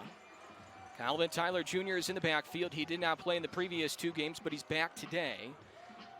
Leads the team in carries, rushing yards, and rushing touchdowns with 4. Bonner will throw, hauled in by Tompkins, up near the 30. That's only his 5th catch, which I say only because he's typically targeted a little bit more. Yeah, he got past that 1,000 mark the last game, so he's a tough one you got to keep your eye on. Oh! Cyrus Dumas jumped the route. He had a pick 6 in his clearance straight ahead if he could have hauled it in. Oh, he was going to make a house call right there. He stepped in front of that. It all starts with reading the quarterback. He read the quarterback, read the play, and go position yourself between you and the receiver almost to the house. Dumas does have 2 interceptions in little action this year. He's been out with an injury and also wasn't eligible the first couple of weeks. Better pass this time for Bonner, who connects with Justin McGriff. Big hit near midfield. McGriff's first catch today, and his 25th this year. That's tough. You get back in a little zone coverage where you're kind of sitting a little back a bit, and you just leave some holes in there, and he was able to find the hole to sneak into and make the catch there. So you can see right here, he's coming across the middle, a little in route, and yeah, lots of contact right there, and that was Caleb Mills. So Mills will leave the game, and Chris Bell comes in for Mills at safety. Mills is having a good finish to his career after transitioning from wide receiver to safety.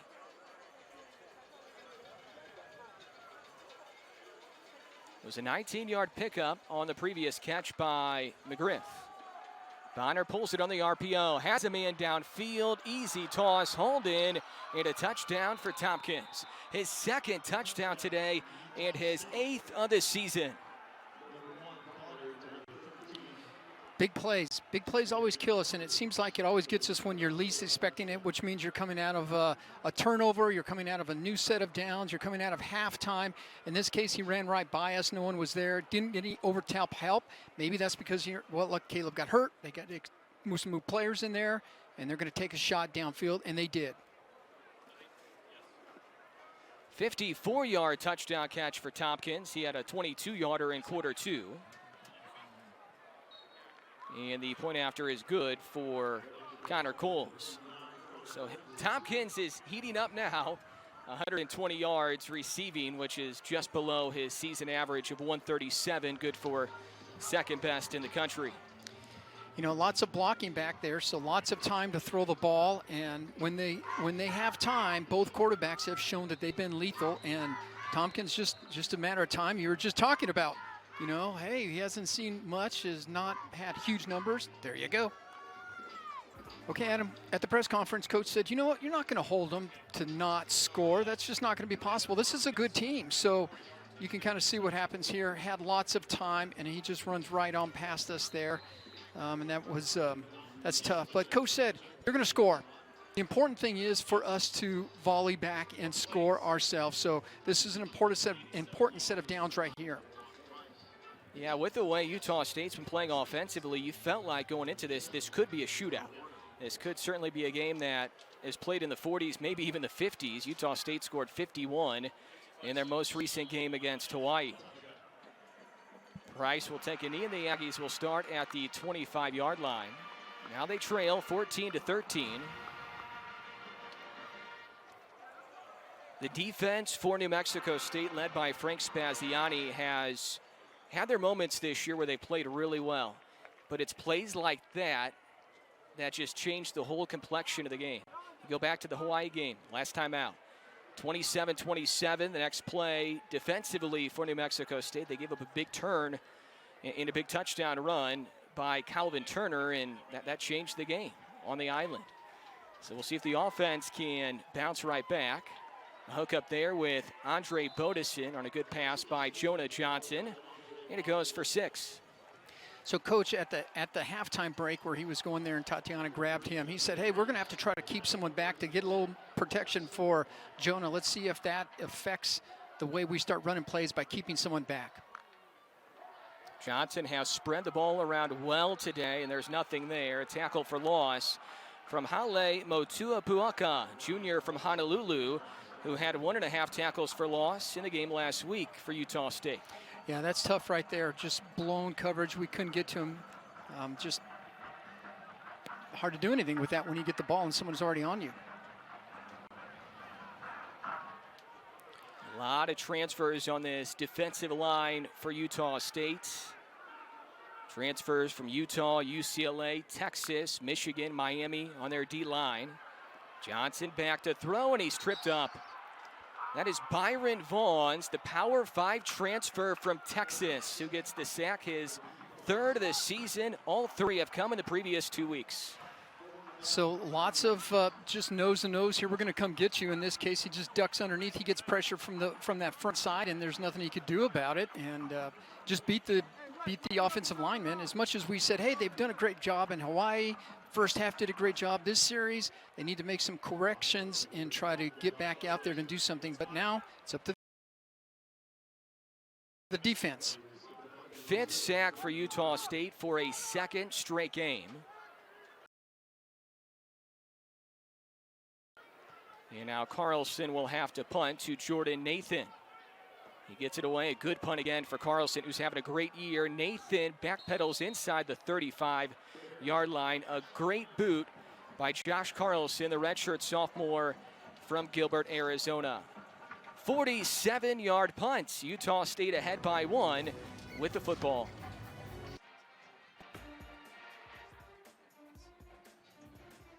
Well, that was so awesome.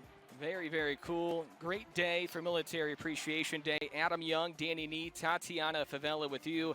Second to last home game for NM State. They will be at home on November 27th when they welcome in UMass, a pair of independents going at it.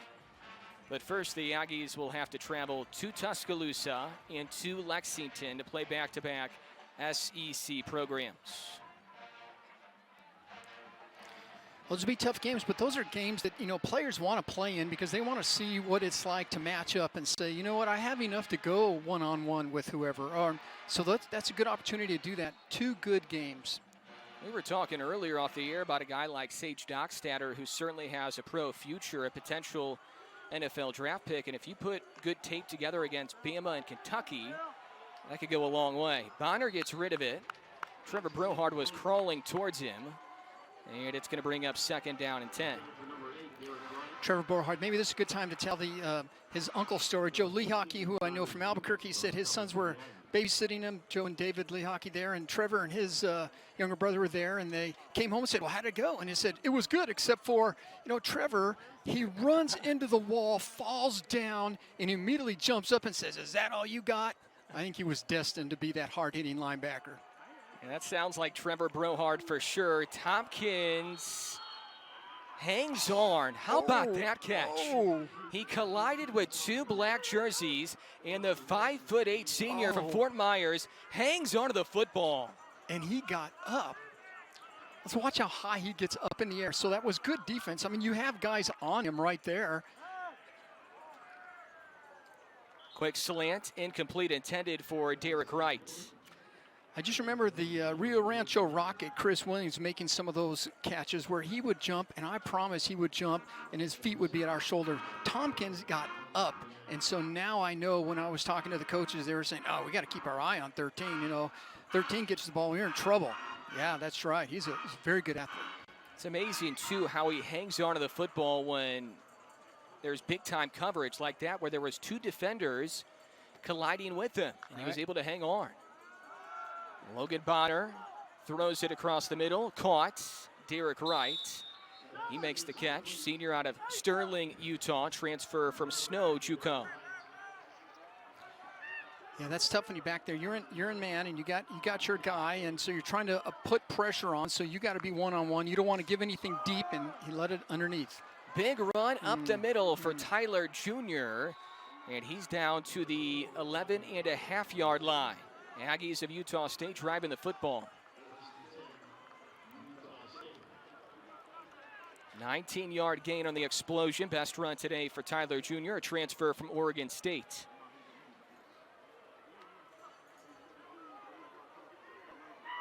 They'll mark it at the 11.5-yard line. Tyler still in, and now Bonner will slow things down a bit. This Utah State offense averaging 31 points per game.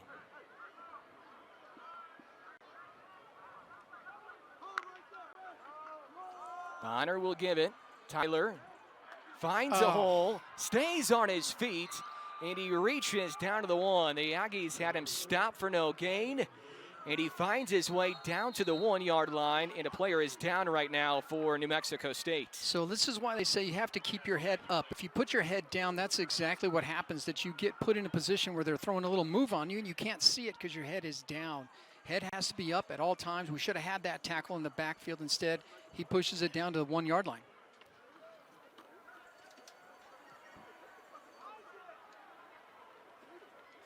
It was Josh Ferguson who came off the field, and Utah State needs to get back on the field. They were huddled up along the far side.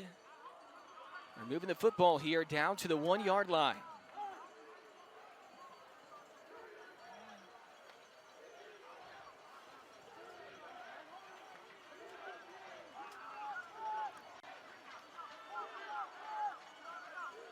Tight end Josh Sturzer lined up wing right. Tyler Jr., the tailback. And he's taken down for no gain. It was Michael Bowe Jr. from his money position, Danny. Yeah, Michael Bowe, we need to call his name more. He was in there. He's a good guy to get involved in this. And so certainly down there at that money spot, you can see him coming in from the outside all the way around, grabs it. But not only that, look at how he's trying to strip the ball, trying to create a turnover. That's a wherewithal of knowing where you are and trying to do something there. I'd like to see that. Like to see a turnover here. That would be great. Loss of 3, so the ball placed at the 4. Fourth tackle for loss this season for Bowe Jr. Bonner will throw near side, and it is caught by Wright. Good job of tiptoeing around the sideline. Derek Wright hauls in his 6th touchdown catch of the season, 2nd best on the team. And that's also his 8th career. So one-on-one, so you know what's happening, especially when you're up against Tompkins. You know that he's going to be getting the ball, and you try to play him where you're not giving him the inside, so you're playing where he has to go out, and they throw the fade, and just tough. Point after from Connor Coles, grad senior from Bozeman, Montana. And it is good. So it was 13-7 New Mexico State at halftime, and Utah State has scored 14 unanswered in the first 5+ in half 2. Blake Anderson's Utah State Aggies, they've come out here in half 2 like a different team, Danny Nee. 21-13 the score. Utah State has scored 14 unanswered to start this third quarter, and now this game has shifted a little bit here at Aggie Memorial. It has, and you saw Coach Bell there. He's their secondary coach, and our coach was down there trying to coach him up on things you can do, technique you can have. He was in good position. It was just two good players going at it. I mean, it's tough, and Coach Bell, when I spoke with him earlier in the week, he said, these guys are going to be challenged, and I'm up for it. Let's challenge our guys because they can stand up and be called upon to do something big. So now they have to step back into this, forget that. Going forward, they got to watch what they're doing. Only one score down, though. It makes it feel like it's so much more because they scored 2 really quick, right? One score, though. Utah State Bowl eligible for the 9th time in the previous 11 years already here in early November. Elliot Nimrod kicking off for the Aggies of Utah State. No return for Juwan Price. NM State has had one offensive series so far in this half. Didn't do much. Offense was clicking pretty much the entire first half. Jonah Johnson 21 for 28 for 180, but no touchdowns. Johnson has run the ball a lot as well. He's netted 18 yards, 32 on the ground for Juwan Price. 6 receivers have at least 2 catches. Ball at the 25-yard line. NM State trailing by 8. Still technically a 1-possession game. But now the offensive line, and this dates back to the end of the second quarter, the offensive line is giving Johnson no time. They set up and they have a one-high safety, and it usually means it's going to be man everywhere. And so Jonah thinks, okay, this is a chance. Now they're going to blitz someone, and they did, that he could step by him and make some big plays. If he broke the tackle, he would make some big yards, but it didn't work out that way. It was a loss of 1. More time here for Johnson, but he airmails Andre Bodison. He had his target, just could not connect. But now in the back of his mind, Danny, Johnson feels like he probably has to hurry a little more than he does because he's been pressured so much. Right, so that's where the mistakes can happen when you start to pressure him a bit. And, of course, that's what Utah State is trying to do, is put more pressure on him so he doesn't have time to make the right decision or read. NM State 4 for 10 on 3rd down. It's 3rd and 11.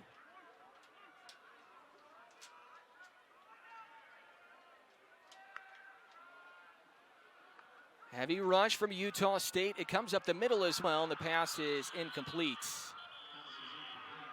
Johnson was looking for Bodison again, and now this Utah State defense, which struggled early on in half 1, they're starting to play with some confidence as well. And you can kind of see what they're doing. They're starting to line up, and then they'll start moving people in and out and start jumping into gaps and moving back and then have someone else step in there. And the whole idea is confuse the offensive line so they don't know where you're coming, but still bring the pressure.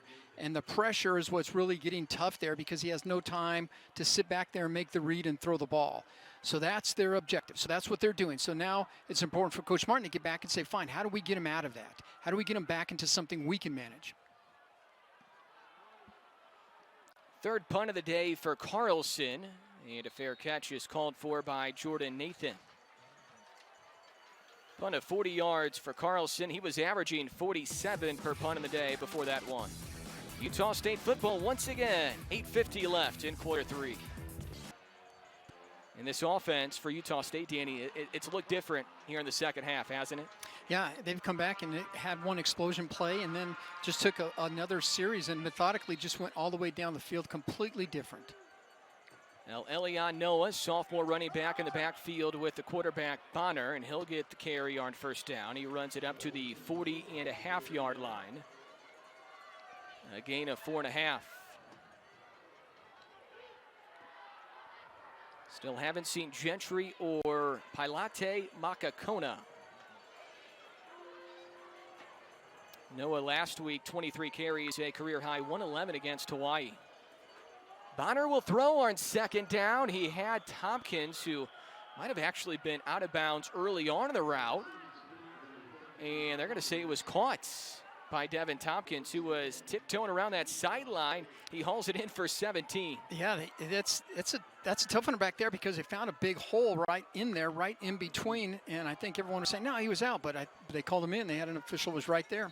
Danny, that was big-time footwork by Devin Tompkins because the entire route, it seemed like he was out of bounds, even when he caught it. It's just tiptoeing the whole way. You couldn't really tell from here, but yeah, that was a good route. Here goes this Utah State offense with some tempo. That's just amazing right there. I'd watch him. I'd put someone on him. Make sure you keep an eye on him. When they're playing well, they're playing fast offensively. Tompkins is open near side. Bonner finds his roommate, Brandon Bowling. And Utah State inside the red zone. Bowling's been quiet, only his third catch, but that's his 66th of the season. Part of what happens between the first half and second half, the first half we had lots of pressure on Logan. He wasn't able to sit back there comfortably, make these passes. And now we just can't get to him, or he's getting rid of the ball faster. And by doing that, he's having time to find his guys downfield, and they are just marching down the field again. Ball is down to the 16 of New Mexico State.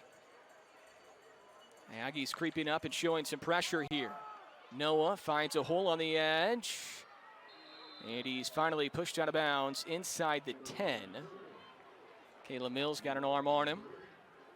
Gain of 7 for Elion Noah. You can see him coming on in and just start packing the box. And the idea is that, look, we're not going to let you run the ball here and shut it down. And we did a pretty good job right there. But they are still getting positive yards and sets up a second and short. Somehow they need another stop, another turnover, something. That game last week against Hawaii was the first career 100-yard rushing game for Noah. He had a career-long 36-yard run on the first play of the game last week. They pull it. Bonner will stay with it, and he runs it down to the 7. That was Tompkins, who they faked it to, and I think if they gave it to Tompkins, he might have been able to run it in for a score. Yeah, I think you're right. But that's a good read nonetheless, and so that when he has that, you have an opportunity for a strip sack, which is really what we need, something big to happen. 3rd down and 1. This is certainly 4-down territory for Utah State. Noah motions out wide, empty backfield, and they will blow the play dead as a flag comes in. Aggies of NM State highly penalized in half one. Derek Anderson Offside. is a referee. Number 91 of the defense, unabated to the quarterback. The penalty is half the distance to the goal, results in a first down. That's our Justin Segura, redshirt sophomore from Scottsdale, Arizona, Horizon High School. He knew it all the way. Yep. So a fresh set of downs. 1st and goal now for Utah State from the 4. 4 out wide, and a flag comes in.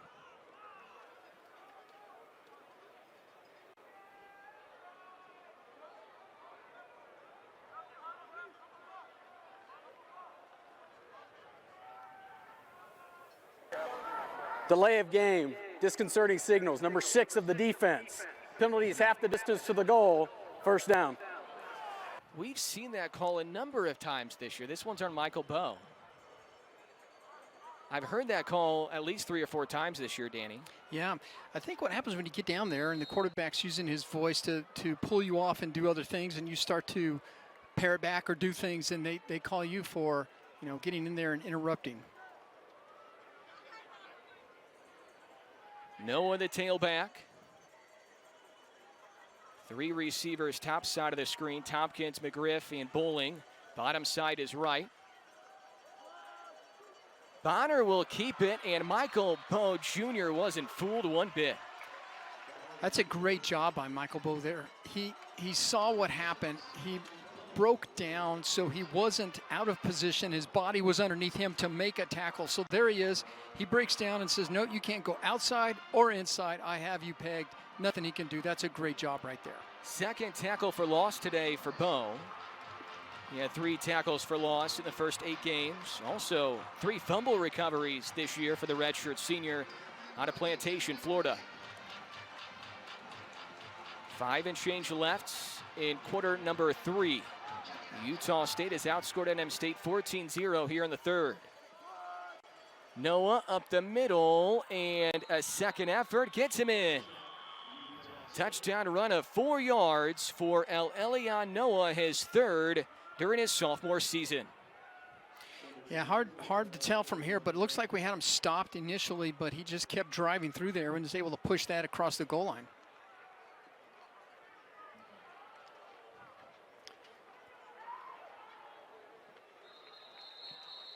Yeah, just continued to drive. You can see right there, he didn't have a knee go down or anything. He just kept putting his hand down and driving through. They will double check this, though, to see if his knee was down, I would assume, before he reached for the goal line. So the officials will review this, and once again, our referee today is Derek Anderson, who's leading the charge on the crew.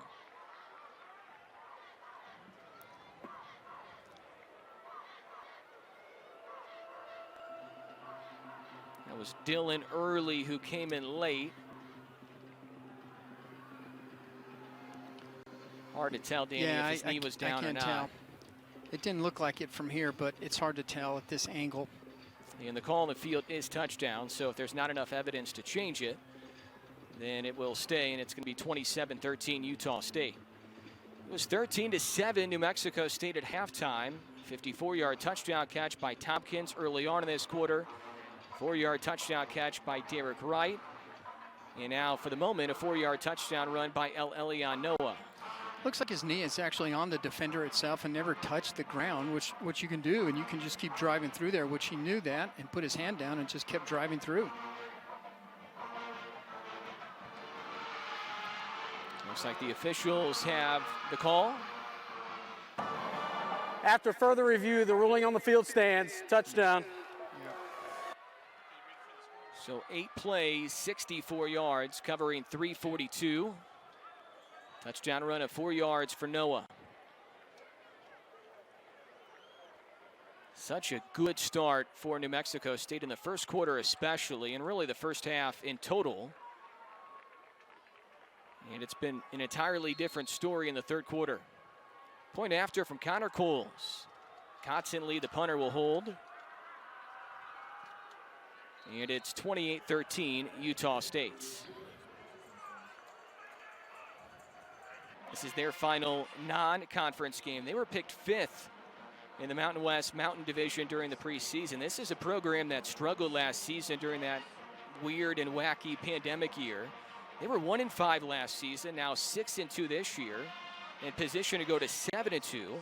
And it's been one of the best win improvements in the country. So Blake Anderson, in his first season, Danny, has really flipped things in Logan, Utah. Yeah, and you can see they're feeling it. They feel like, I have momentum. There's, I'm on my way. He's really turned that program around, and we knew him from Arkansas State, like we talked about earlier. He's a good coach, but it's still only 2 scores, so we need to put some points on the board this drive. Nimrod will kick it off, left-footed. And Juwan Price will wisely take a knee. So let's see if this Aggie offense, which has sputtered now the last probably 15 minutes of game time, Danny, going back to late in that second quarter when they had a chance to score some points. Put some points on, yeah. And extend their lead before the break, and they couldn't do it. They couldn't do it. I think that's when Utah State started mixing up their blitzing, coming in from different angles and different twists and different things, and we're just not picking them up correctly, or have the personnel back there with the back to pick up an extra blitzer. 8 carries for 32 yards today for Juwan Price after 160 last game, and the pass is almost intercepted. Outstanding coverage by grad senior Shaq Bond, who got his hands on the pass. Yeah, I think that's one where Jonah came back and set his feet and decided this is where I'm going, and he looked it down the whole time. See him looking right there? He's looking, and there's an extra guy in there, and he sees that and tries to step in front. That's a tough one. Bond almost had his third pick of the season. 2nd down and 10 from the 25-yard line. Tons of flags coming in. False start, number 61, offense. 5-yard penalty, 2nd down. A rare mistake there for grad transfer Eli Johnson. And it happened right when Utah State was showing blitz, Danny. Yeah, and I think he's telling him that he's pulling him off because he's in there trying to stomp his feet and do some things that's like, no, I'm not sure. I didn't even see the movement, but. And that was Vong Pachong, who was speeding towards the line there that forced that false start on Johnson. And Jonah Johnson is belted. That's the danger when you have a quarterback who scampers, is you're trying to keep him protected and keep him healthy, and he took a hit right there. Yeah, not a lot there. So a lot of energy is being spent trying to figure out the blitzing people and who's coming in. Do we need a back, staying back to help out to make sure we give good protection? And we're just not spending as much time trying to figure out, well, who's getting open in the patterns, because there's too much blitzing and twisting and screaming up front there. So we got to figure that out up front to give him time to make some completions. 3rd down and a dozen. Here's a completion. Jared Wyatt. 1st down and then some as he creeps towards midfield. And that's what happens when you bring the house. When you bring the house, it means you're in 1-on-1 coverage. If you have enough time, you can see it right here. They're trying to overrun the line with more people than they can block. But Jonah was able to get the ball out to Jared and make a big, huge play. 24-yard burst for Wyatt on his 3rd catch of the day. The ball was not made ready for play. 1st down. Utah State smelling blood right now. Yeah, they are.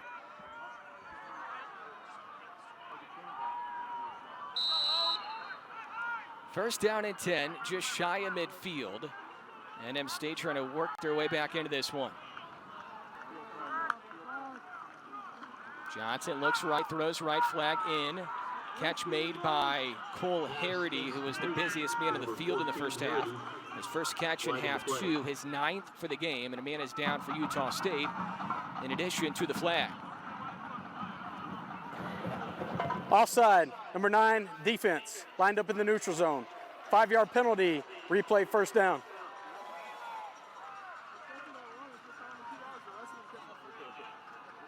That player down for Utah State was Shaq Bond, and then he leaves the field on his own power.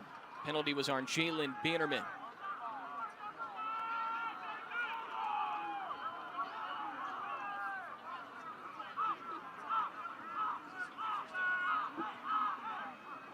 So the Aggies will maneuver into Utah State territory at the 49-yard line of Utah State. Trying to make this a 1-score game again.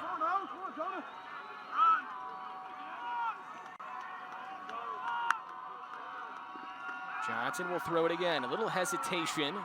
Still reeled in, though, by Jared Wyatt, and gets enough for the 1st down.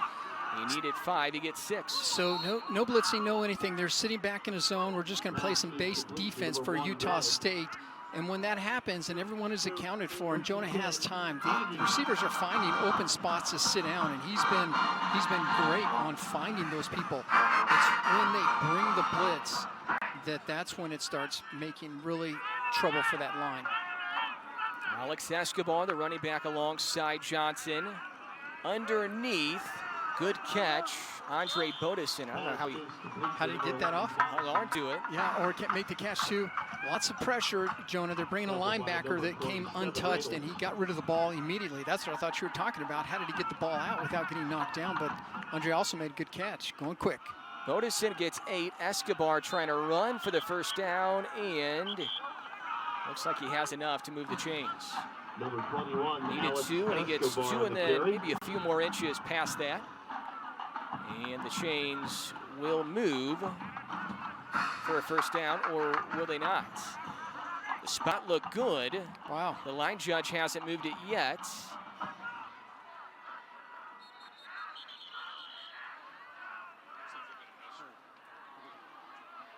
It seems like it's enough. Ruling on the field as a first down. Yeah. New Mexico State. That's was what I waiting thought. for the I change was to with you. move, It's and like, the wait a line minute, judge wasn't what? doing anything. They got the first. Hey, that was great blocking up front too. So I know Alex got the ball and got to that first down marker, Escobar, and so. But it was a great hole created by that offensive line. So there's some goodness in there still. So they just got to find it. Just look for more pressure coming up. A couple carries today for Escobar. Omari Samuels has played, and he's only had one carry. Johnson dragged down there by Patrick Joyner Jr., his third sack of the season, the former Miami Hurricane. Not a lot going on. Didn't have a lot of guys in the pattern, so you have lots of people blitzing. We said it was coming. Juwan that was his responsibility to pick up that block. Had the initial contact, but they just won't be denied, which is a little bump. You got to get in there and really rough him up. And I think that's why they bring Alex in there from time to time, because he's a good blocker. Another big loss of 5 yards there for Johnson on the sack. With his toes on the 50, he'll dart ahead, looking for a blocker. Flag was thrown, and he's taken down by Andre Grayson.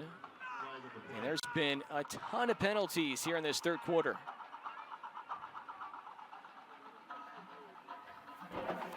Offside, number 9, defense. 5-yard penalty, replay, second down. That's Bannerman again. I think that's what happens when you start being super aggressive, which they were. I'm sure Coach Anderson was all over him saying, look, you're going to have to turn it up a little bit, and you get aggressive on that line and you start varying the count a bit. That can happen. I also think it's a good time for screens and other things that's happening. If you can just pick the right time where they're bringing the house and dump it over top, but it's all about timing. Johnson from the 38, sideline wide open. That's Juwan Price, the running back, who didn't have anybody around him. I thought he was going to try to come back inside and make something big out of it. I think the right idea was to take that positive yardage down the sidelines and just step out like he did. 9 yards picked up there by Price. It looks like he's going to be Third down for New Mexico State. about a yard shy of the first down. Third down and a long one. We'll call it a 2, but it looks like a long one here for Jonah Johnson. Whitford was alongside him. They didn't use him, and Johnson is wrapped up. It'll be a loss of 1 on the play, and well, now if you're New Mexico State offensively, you have to go for it here, right, Danny? Yeah, I think so. This is where you need points. You need 7. You can't go back to 3. So let's see what happens in there. This is a draw all the way, and nothing doing. We had 2 guys on him and still couldn't get the block done, and that's just pure aggression up front. Bull rushing, trying to bust the tackle, get an arm between the 2 guys, and shimmy back in there for that sack. NM State 5 for 14 this year on 4th down. Catch is made. Terrell Warner. And the Aggies have a first down. Big play for the Louisiana native. Wow, that's tough right there. Jonah with lots of patience back there. He's got a little ice in those veins back there because lots of pressure, and he's just staying calm. Seeing Terrell across the middle, hits him, gets that first down on 4th down. Drive will continue for New Mexico State. Dodge City Community College transfer. Terrell Warner extends it as we head to the 4th. Back with you here at Aggie Memorial Stadium. Adam Young alongside Grandpa Danny Nee. Weston Scott Nee, born on October 16th. How cool is this, Danny? Congratulations, my man. That's choked up here. There's my son Jordan and his wife Diana had their first Weston Scott knee. Welcome to the knee pad roster. We can't wait to have a good group huddle with everyone to bring him in here. They're fantastic and just love them to death. Weston, welcome, bud. I know Jordan's watching football with him probably today, isn't he? He was at the Army game earlier. He was at the Army game earlier, but they're watching now. We have them already. We're already recruiting them hard. Getting them on that roster early is what we're trying to do. I love it. Good stuff. Thank you, guys. Weston Scott Nee, born on October 16th. Congrats to you, Danny, your wife, Sarah, and then, of course, your son, Jordan, your daughter-in-law, Diana. Really, really cool. Thank you guys so much. Yeah, I was so proud of them. It's tough, and I thanked them for the birthday present. He said, I didn't get you anything on your birthday. I said, no, you did, dude. The best thing in the world. Yeah. So all good stuff. They're all healthy, and so I'm happy for everyone. So I love it. thank you guys so much. I appreciate it. Congrats, partner. Very, very cool. I know Weston wants a New Mexico State touchdown right now, doesn't he, Danny? He does. Danny, a former defensive back for New Mexico State, and I should have known that he would have an Aggie helmet already. Oh, hey, yo. Should have known that. We're trying to recruit him hard already. All right, here we go. Terrell Warner with a big catch and run to extend the drive down to the 8-yard line. It is 1st and goal. This is a big, big possession right here for New Mexico State to try to stay in this game. Juwan Price, the tailback. He scored an 11-yard touchdown run earlier. Jonah Johnson will keep it. Maneuvers up to the 5-yard line, so he does pick up 3. Time really not an issue yet, so It's need not. to punch it in. No, but you certainly, you got to get 7, right? So we can't walk out of here with a field goal right now. You got to put 7 on the board, so you do have 3 more downs to pick that up. NM State has not scored a touchdown since the first quarter. A touchdown and 2 field goals in this game. Johnson has options. He could have pitched it to Price. He chooses to keep it. And there's no gain on the play. Maybe he got inches, but that's all. Looked like an option he was running there, right? And decided to just keep it. So this is where I think he's thinking, well, if they were going to bring the house and bring everyone, they're not going to account for the pitch guy. But you can see someone was out on Juwan, and nothing was going to happen with that pitch. Johnson wasn't ready for the snap from Johnson. Eli Johnson, the center. Jonah Johnson, the quarterback. And fortunately, Jonah jumps on it, but it's about to be 4th down now. Yeah, he's just wasted it out. Look at Eli knows it too, and so they just mixed up. Not too many mistakes that he has like that, but certainly that's one that's going to hurt him too, because that was a down wasted. And so you take the last 2, didn't get a lot of yardage, put you in a position of 4th down where you got to punch it in here with working down in the 4th. Loss of 2 on the play. So now it's 4th and goal from the 7. Johnson will have to throw. He throws, and it's bobbled and incomplete. Great coverage. Terrell Warner almost snatched it, and NM State turns it over on downs from the 5-yard line initially. That's too bad. So you run a little skinny post in here. That's the good one, or slant in there. That's the good one to pick because you have the defender behind you. Jonah puts the ball in front where you should, but clearly the defender got his arm underneath there and didn't allow that reception. So that's a tough one to not walk away with points on for sure. That's big-time coverage there in the end zone from senior Zahadri Jackson, cornerback out of Sarasota, Florida. And now NM State defensively will look for a takeaway or just a 3-and-out right here to stay in this game.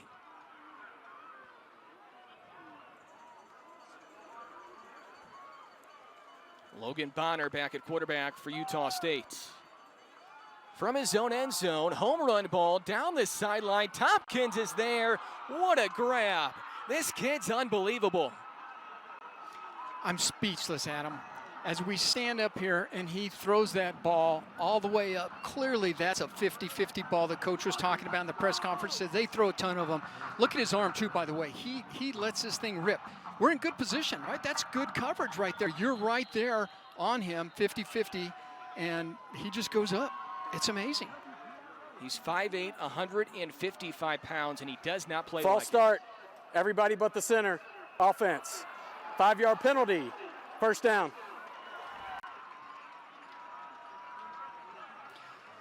Here's the pass. It's a bomb. He just lets this thing just fly. I mean, we're in good position. We're right there. That's DJ. He's already have a pick already, and he knows it. I'm right there. I'm being challenged. I got their best receiver one-on-one, and he just got him this time, and that's just what happens from time to time. And so, hey, they still got a ball game. You still can get in here and shut him down. Over 1,000 yards receiving this year for Tompkins. Team leader in catches, receiving yards, and touchdowns. Sidestepping out of bounds is Tyler Jr. to average 137 receiving yards per game. That is unreal. That's second best in the country. You know, when coach was talking about the 50, and several of the coaches that I spoke to said, you know, he'll throw up a lot of 50-50 balls.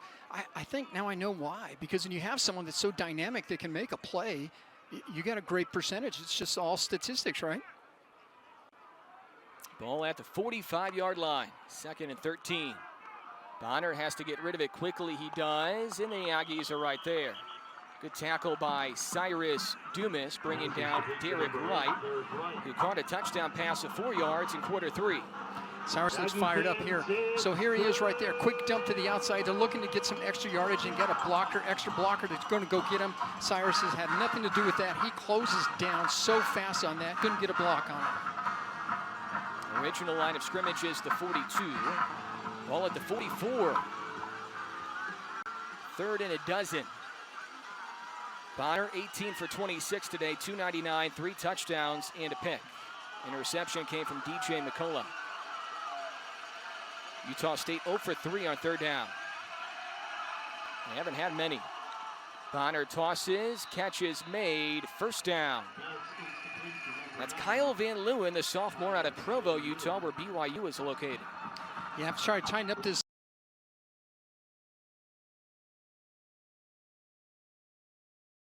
defense a little bit, so you can't let them have some of those. That's I think that's early out there on the coverage with that. Lots of pressure, going to get them on pressure, and you just got to close it down and not let them have that. That's a nice pitch and catch, though. 15-yard connection. They needed 12 to get 15. Drive will continue for Utah State. Under 11 left in the 4th.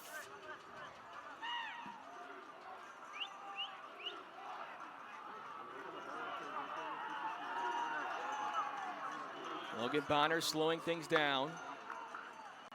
Hands it off to Noah. Explodes straight up the middle. Good 1st down run there for El Elyon Noah. That's his team-high 10th carry of the day. He's gone for 38. NM State's done a pretty good job today against the run, Danny. They have. They've done quite well. I mean, and they only have 28 points, and so they're still holding them to a spot, but you got to score some points offensively. But they're a good team. Damage has been done through the air. Through the air again. Noah's wide open with space. He cuts it up the middle, and he rumbles down to the 5-yard line. It's going to be 1st down and goal for Utah State, trying to extend their lead. 1st and goal. He had pressure coming, and so he was just able to scramble out of the pocket and find Noah, who was open, wide open, because everyone was back in coverage. No one covering someone out of the backfield, and there he is, picks up some good yardage. 17-yard catch and run for Noah. Only his 5th catch all season.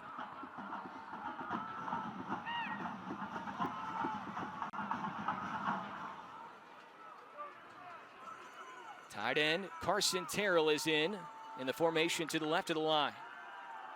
They give it to Noah. 2nd effort, reaching for the goal line. No signal yet. 34, Noah on the carry. You're going to mark him short. And he's going to be inches short of the goal line. Inside the 1.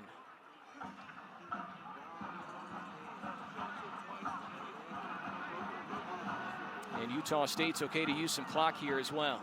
Clock moves. Under 9 minutes to go before they snap it.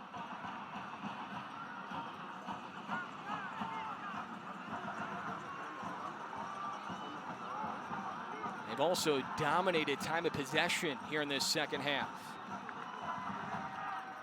Brohard with the pressure. That's a loose ball, or is it an incomplete pass? It probably should be an incomplete pass. I think it's on an the shovel. incomplete pass. Brohard came there, and Bonner got rid of it barely, and it's not really a dangerous play per se because it's incomplete if it drops on the turf. Right. But look how fast he got there. It's like, oh, I got to get rid of it before he was ready. Nothing like Trevor Brohard screaming right in your eyeballs as well. Yeah. 3rd down inside the 1.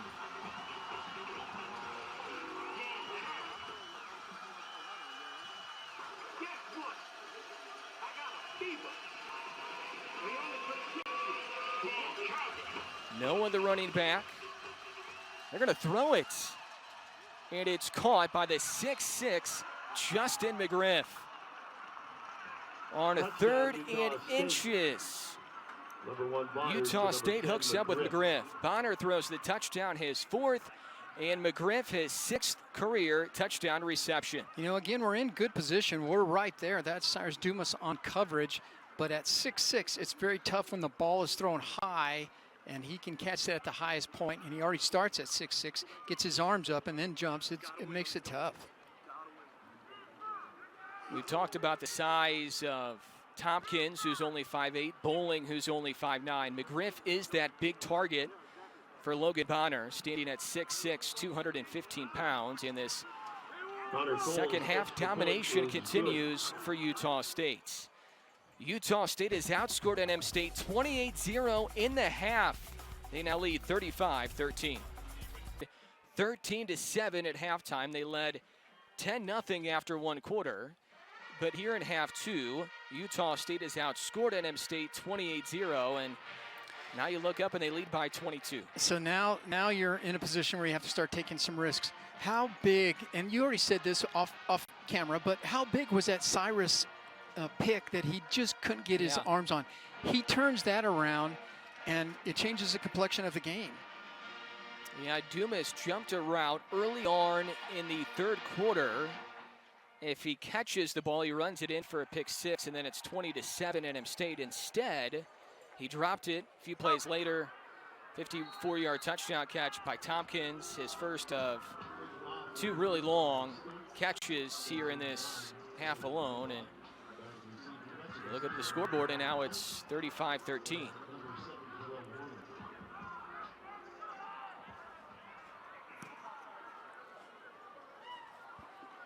No return for NM State, and they will get the ball at the 25-yard line. Such a tough schedule when you look ahead to for NM State, Danny. It gets really, really hard. Doesn't get easy. Bama and Kentucky in the next 2 weeks, and then you come home and play UMass. Yep, that's tough too. Still got to finish this one out. So here's what happens is usually when you know you're down by a bunch, you got to score a whole bunch. So they're going to come back and play a little different coverage, and so they may not choose to go after him as much, although they've affected him quite a bit. But it means you have to start making some big plays and have big chunk plays and not just small ones. So it gets tougher and tougher. Johnson running left, past the line of scrimmage. He will slide. Started his slide up at the 34. It's 9 yards on the run. Total offense for NM State, 299. Utah State 415, and it was a big difference in favor of NM State at halftime. That script, of course, has been totally flipped. Juwan Price had a couple long runs in the first half. He gets the first down to move the sticks. A gain of 4 for the redshirt freshman from Peoria, Arizona. I think they're going to give him those easy runs, and so they're just in base coverage now, kind of just sitting back. And you know, if we can break one of those for a long run like they did against Hawaii, that would help a great deal. But you got to have start. Little time is of the essence here as well. Johnson throws, initially caught and then dropped by Jared Wyatt.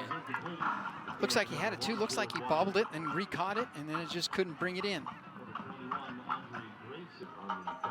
Wyatt 4 catches today for 59 yards. There's a little slant across the middle there, and it just couldn't pull it in.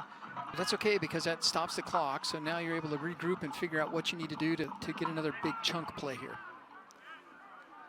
Cole Harity has led the way, 8 catches, 72 yards, all in half 1 though. Johnson hit as he throws, completes the pass to Andre Bodison, who spins towards the marker, and he has enough for the first down, and Johnson gets up a little bit slowly, but he's okay, and the drive will continue. That's a great job by Andre. Again, he does this little spin move like a little game or something, and picks up that first down. Just shy of midfield. Front side pressure. There's Cole Harity, his first catch in this half. This one goes for 11. And he's almost in double figures. 9 catches, 83 yards for the Saddleback College transfer. Yeah, that's tough for Cole because he knows he's going to get popped going across the middle there, and he did bring it in, was able to hold on this time.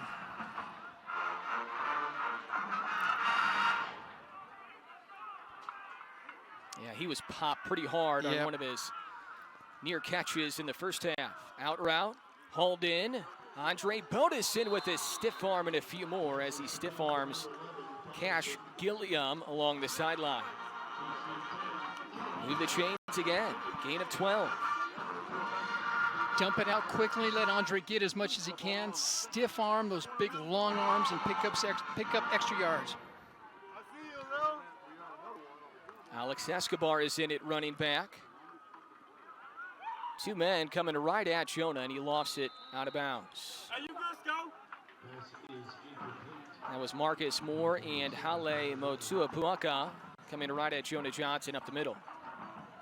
I think this is where Coach believes, hey, they're going to dial up a little pressure. So they played back a little soft, little zone as they march down the field. Now as they get a little closer to the red zone, they could bring some blitzes. They could bring some other things. And so I think that's why we brought Alex in as the better blocker to see if he can't pick up some of those blitzing people that could be coming right about now.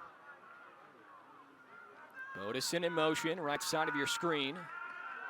Johnson will lob it, looking for Bodison. Extra coverage comes, and it was grabbed by Hunter Reynolds, but he was well out of bounds. That was a dangerous pass by Jonah Johnson there in the lob.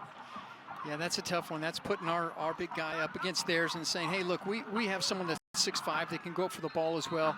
It's a deep fade route, but the safety came over top there and picked that. Saw it all the while because Jonah just looked at him the minute there was a snap. Reynolds is down, might be a cramp near the goal line. Transfer from Michigan, a number of Power 5 transfers that are playing a lot right now for Blake Anderson, including Reynolds. Timeout on the field. Who spent 4 years with the Wolverines, played in 20 games there, and he's having a good year for Utah State, second on the team in tackles. It was a slow start, Danny, for Utah State, but here in this half, you're seeing why they're 6-2 and they're heading to a bowl game already.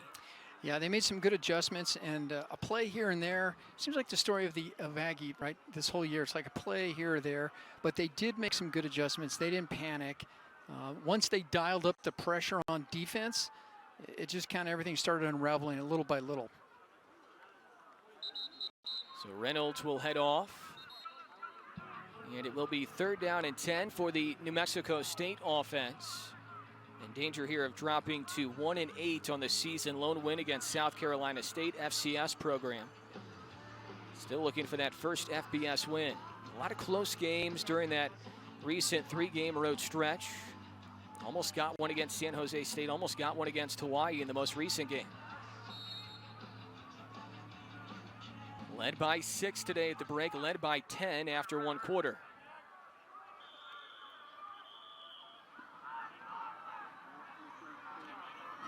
And a timeout is called by Utah State.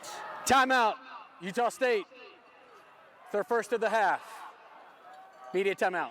35-13, 6:37 for quarter 4 here at Aggie Memorial. 35-13, Utah State leads New Mexico State here at Aggie Memorial Stadium. Today's game is presented by First Light Federal Credit Union. Simple, safe, secure. Give First Light the opportunity to show you what better really is. The Aggies have a number of coaches who played here, including Oliver Sukup. For more on that, we send it down to Tatiana Favela. Hi, Adam. Switching it up from the players to the field to the coaches on the sideline. Assistant head coach Oliver Sukup heading alongside head coach Doug Martin's side. Now he looks over the linebackers of this team, and like you said, he's a former team captain himself and is on his 7th season on New Mexico State coaching staff this year. Now his linebacker unit has been consistently leading the Aggie defense on the field. Fun fact, during Sukup's time as team captain during the 2000 season, he was also named to the Progressive All-American Farm Team as a senior. Adam, Danny? Thank you, Tatiana. All sideline reports are brought to you by Memorial Medical Center. And 3rd down and 10 play there. And another sack for this Utah State defense, Danny. Yeah, I think they saw enough of letting Jonah sit back there and pick him apart, and so they were going to dial up some pressure. And so which we kind of thought as they moved down a little closer to the red zone, they were going to dial more pressure. So, and it's not even ready to get rid of the ball. There's nowhere to go with the ball, and the pressure is on you so fast, you almost have to it's a lost down. Sacked by Bond for a loss of 7. NM State has to go for it now on 4th and 17. They need the 18-yard line. Good pass, good catch, but it's going to be short. Outstanding grab by Terrell Warner. Yeah, Terrell's showing he's got little hops as well. He went up for that one nice and high and got it. Fortunately, they had some good tackling. They're back there in a safety prevent kind of defense, or they're not going to give anything deep. But look at Terrell get up there and get that ball and hang on to it. He knows he's going to get popped, and he hangs on to it anyway. Pulls up short, but great catch. I think he's feeling it just a bit. Yeah, 4th catch today for Warner. That is a turnover on downs, though. Under 6 left here in the 4th. We'll see if Utah State makes any changes of note. Looks like Bonner is going to stay in. I thought maybe they would bring in Andrew Peasley, their backup, who's actually seen a decent amount of action this year when Bonner's been injured. But it looks like they will stick with their starters. It's Bonner at quarterback and Noah at running back. Team high 11 carries for 42 yards for Noah, and he's going to see the ball a lot here late in this game as Utah State tries to run some clock. Gain of 4 for Noah. Yeah, I think right now it's just going to be grinded out. They're just going to give it a give and go, and let's just keep the clock spinning and just try to push them back and get our guys up front against your big guys and push them around a little bit and chew the clock. Neither team has had success on the ground. Utah State's only averaging 3.6 per rush. NM State's only run it for 49 yards on the day. 1.4 per rush. Right back to Noah, sprints towards the sideline, and he's dragged down by Nick Jacalone. Caleb Mills also there. And it brings up 3rd down and short after a 2-yard pickup.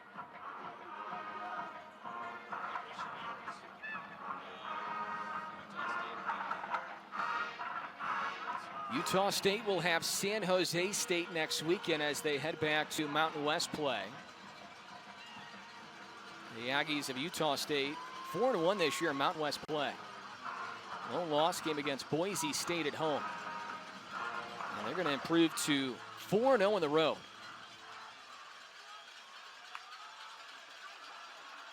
Flag in, looks like the Aggies crossed. Bonner will throw. And he hooks up there with Brandon Bowling, who just like Bonner is a transfer from Arkansas State.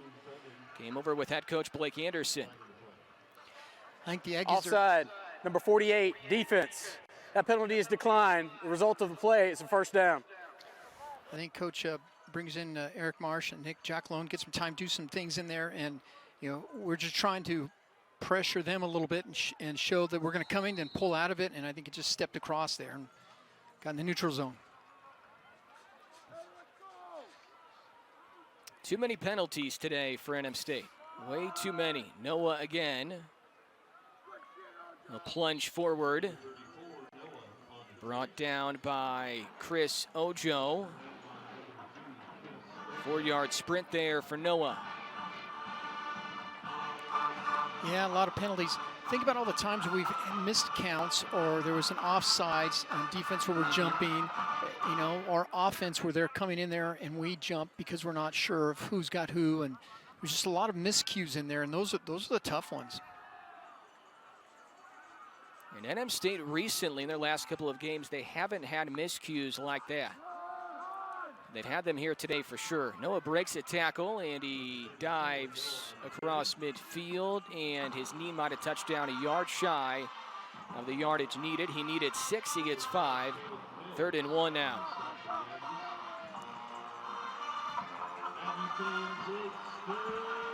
Utah State, in the final couple weeks of the regular season, they're going to try to hunt down a Mountain West title. In a good spot right now in the Mountain West race. They're going to stay on the road. San Jose next weekend, which they maybe prefer. They've lost both of their games this year in Logan at home. And they're going to stay undefeated away from home. Noah, he'll be short, Danny. Yeah, it was good defense, good pressure defense. We're in the gaps there, trying to shoot the gaps in there. I don't know if that was Donovan King made that initial hit inside there, but I think they are. Yeah, it's interesting. It's a tale of 2 halves, right? Because the first half is so different. It seems like we went up and down the field with ease and a lot of things happening positive, and then it just kind of all twisted. 4th and 1, Utah State will go for it. Flag comes in. Aggies are offsides again, I believe. Pass is tipped around and then dropped by Bowling.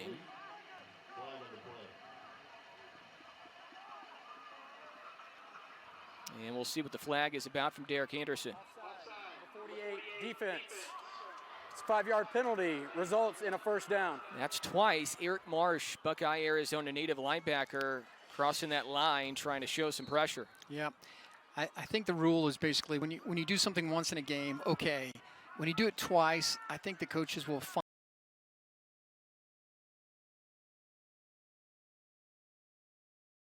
that and ride you a bit. So that's tough. That's 14 penalties now on New Mexico State, and Utah State not a whole lot better. They've been penalized 8 times. 14 penalties for 101 penalty yards. That can totally change the game, right?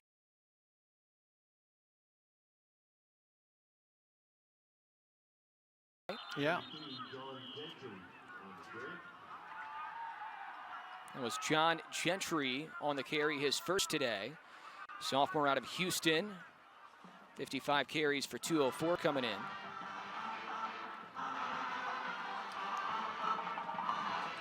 I know that the coach has got some other guys coming in and out there, and I know we did a little thing on Sukup, Coach Sukup. He's a great guy. And Adam, before the game, we saw his boys come down there and give him some high fives and some love before the game started. His wife, who was due in December here, and just a great guy. He's a great Aggie. His kids had black football jerseys on with Sukup on the back. Really cool. Gentry again, his second straight rush. We have not seen Pilate Makakona today, who last week had a career-high 15 carries for a career-high 22 yards against Hawaii. Chris Ojo's still playing, that's for sure. He's not going to give up. Yeah, he's still fired up. I like it. Ojo's had a really good year, leading the Aggies in numerous categories: tackles, tackles for loss, sacks, forced fumbles, and 2nd down and 7 for Utah State now. We'll take a break. Final minute 22 when you come back.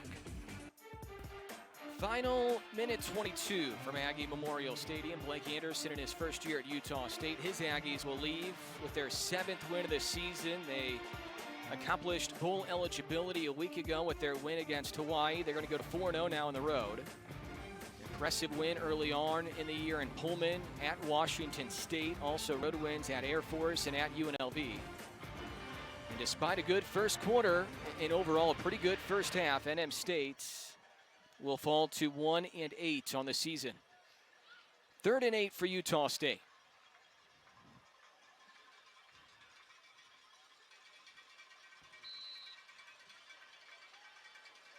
John Gentry off the right hip of the quarterback Bonner, who's thrown 4 touchdown passes today. He's tied his career high for a 2nd straight game. Whistles a pass far side, caught by Savon Scarver. And it's good enough for a first down. Scarver with his 2nd catch of the day. He only had 3 catches for the season coming into this one.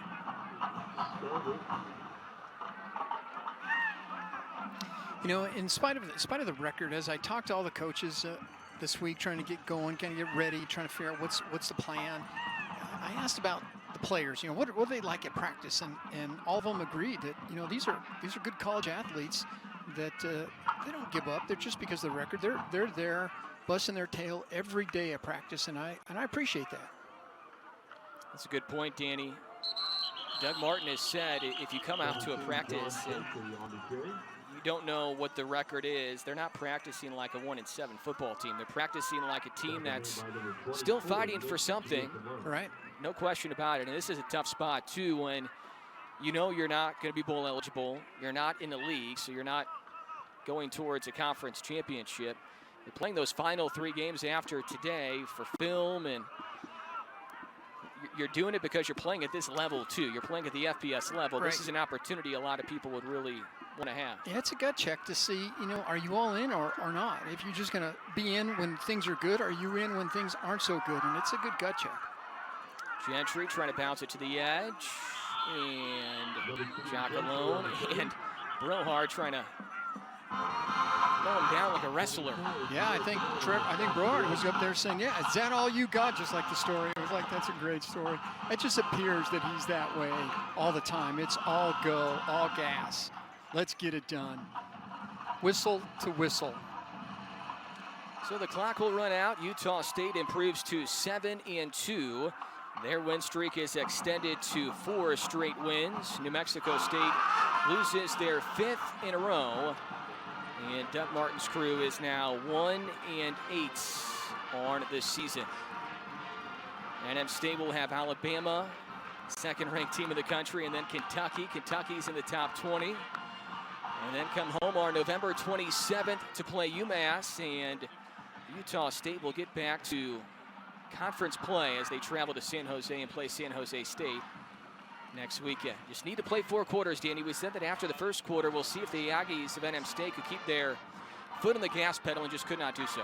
Yeah, it couldn't happen today, but the game plan is a good, solid game plan. Had a couple breaks that didn't just come our way, and it seems like that was just the case on a lot of games this year, and it just couldn't get those breaks, and consequently it kind of turned the game on us a little bit. Doug Martin is standing by on the field with Tatiana Favela. Hey, Adam, now joined with Coach Doug Martin. Coach, what do you think that you can build on from this game moving forward? Well, we played a good half of defense, a good half of offense, but you got to play 2 on each side. That's kind of been our problem all year long. So, but guys are playing hard, they're working hard. And anything moving forward you want to focus on? Well, again, it's just being able to play a full game. We play in spurts, and you got to be able to play a whole game. All right. Thank you so much, Coach. Adam, Danny, back to you guys. Thank you, Tatiana. Thank you to Coach for stopping by. All reports are brought to you by Memorial Medical Center. Final score 35-13. Utah State the victory. New Send postgame comes up next.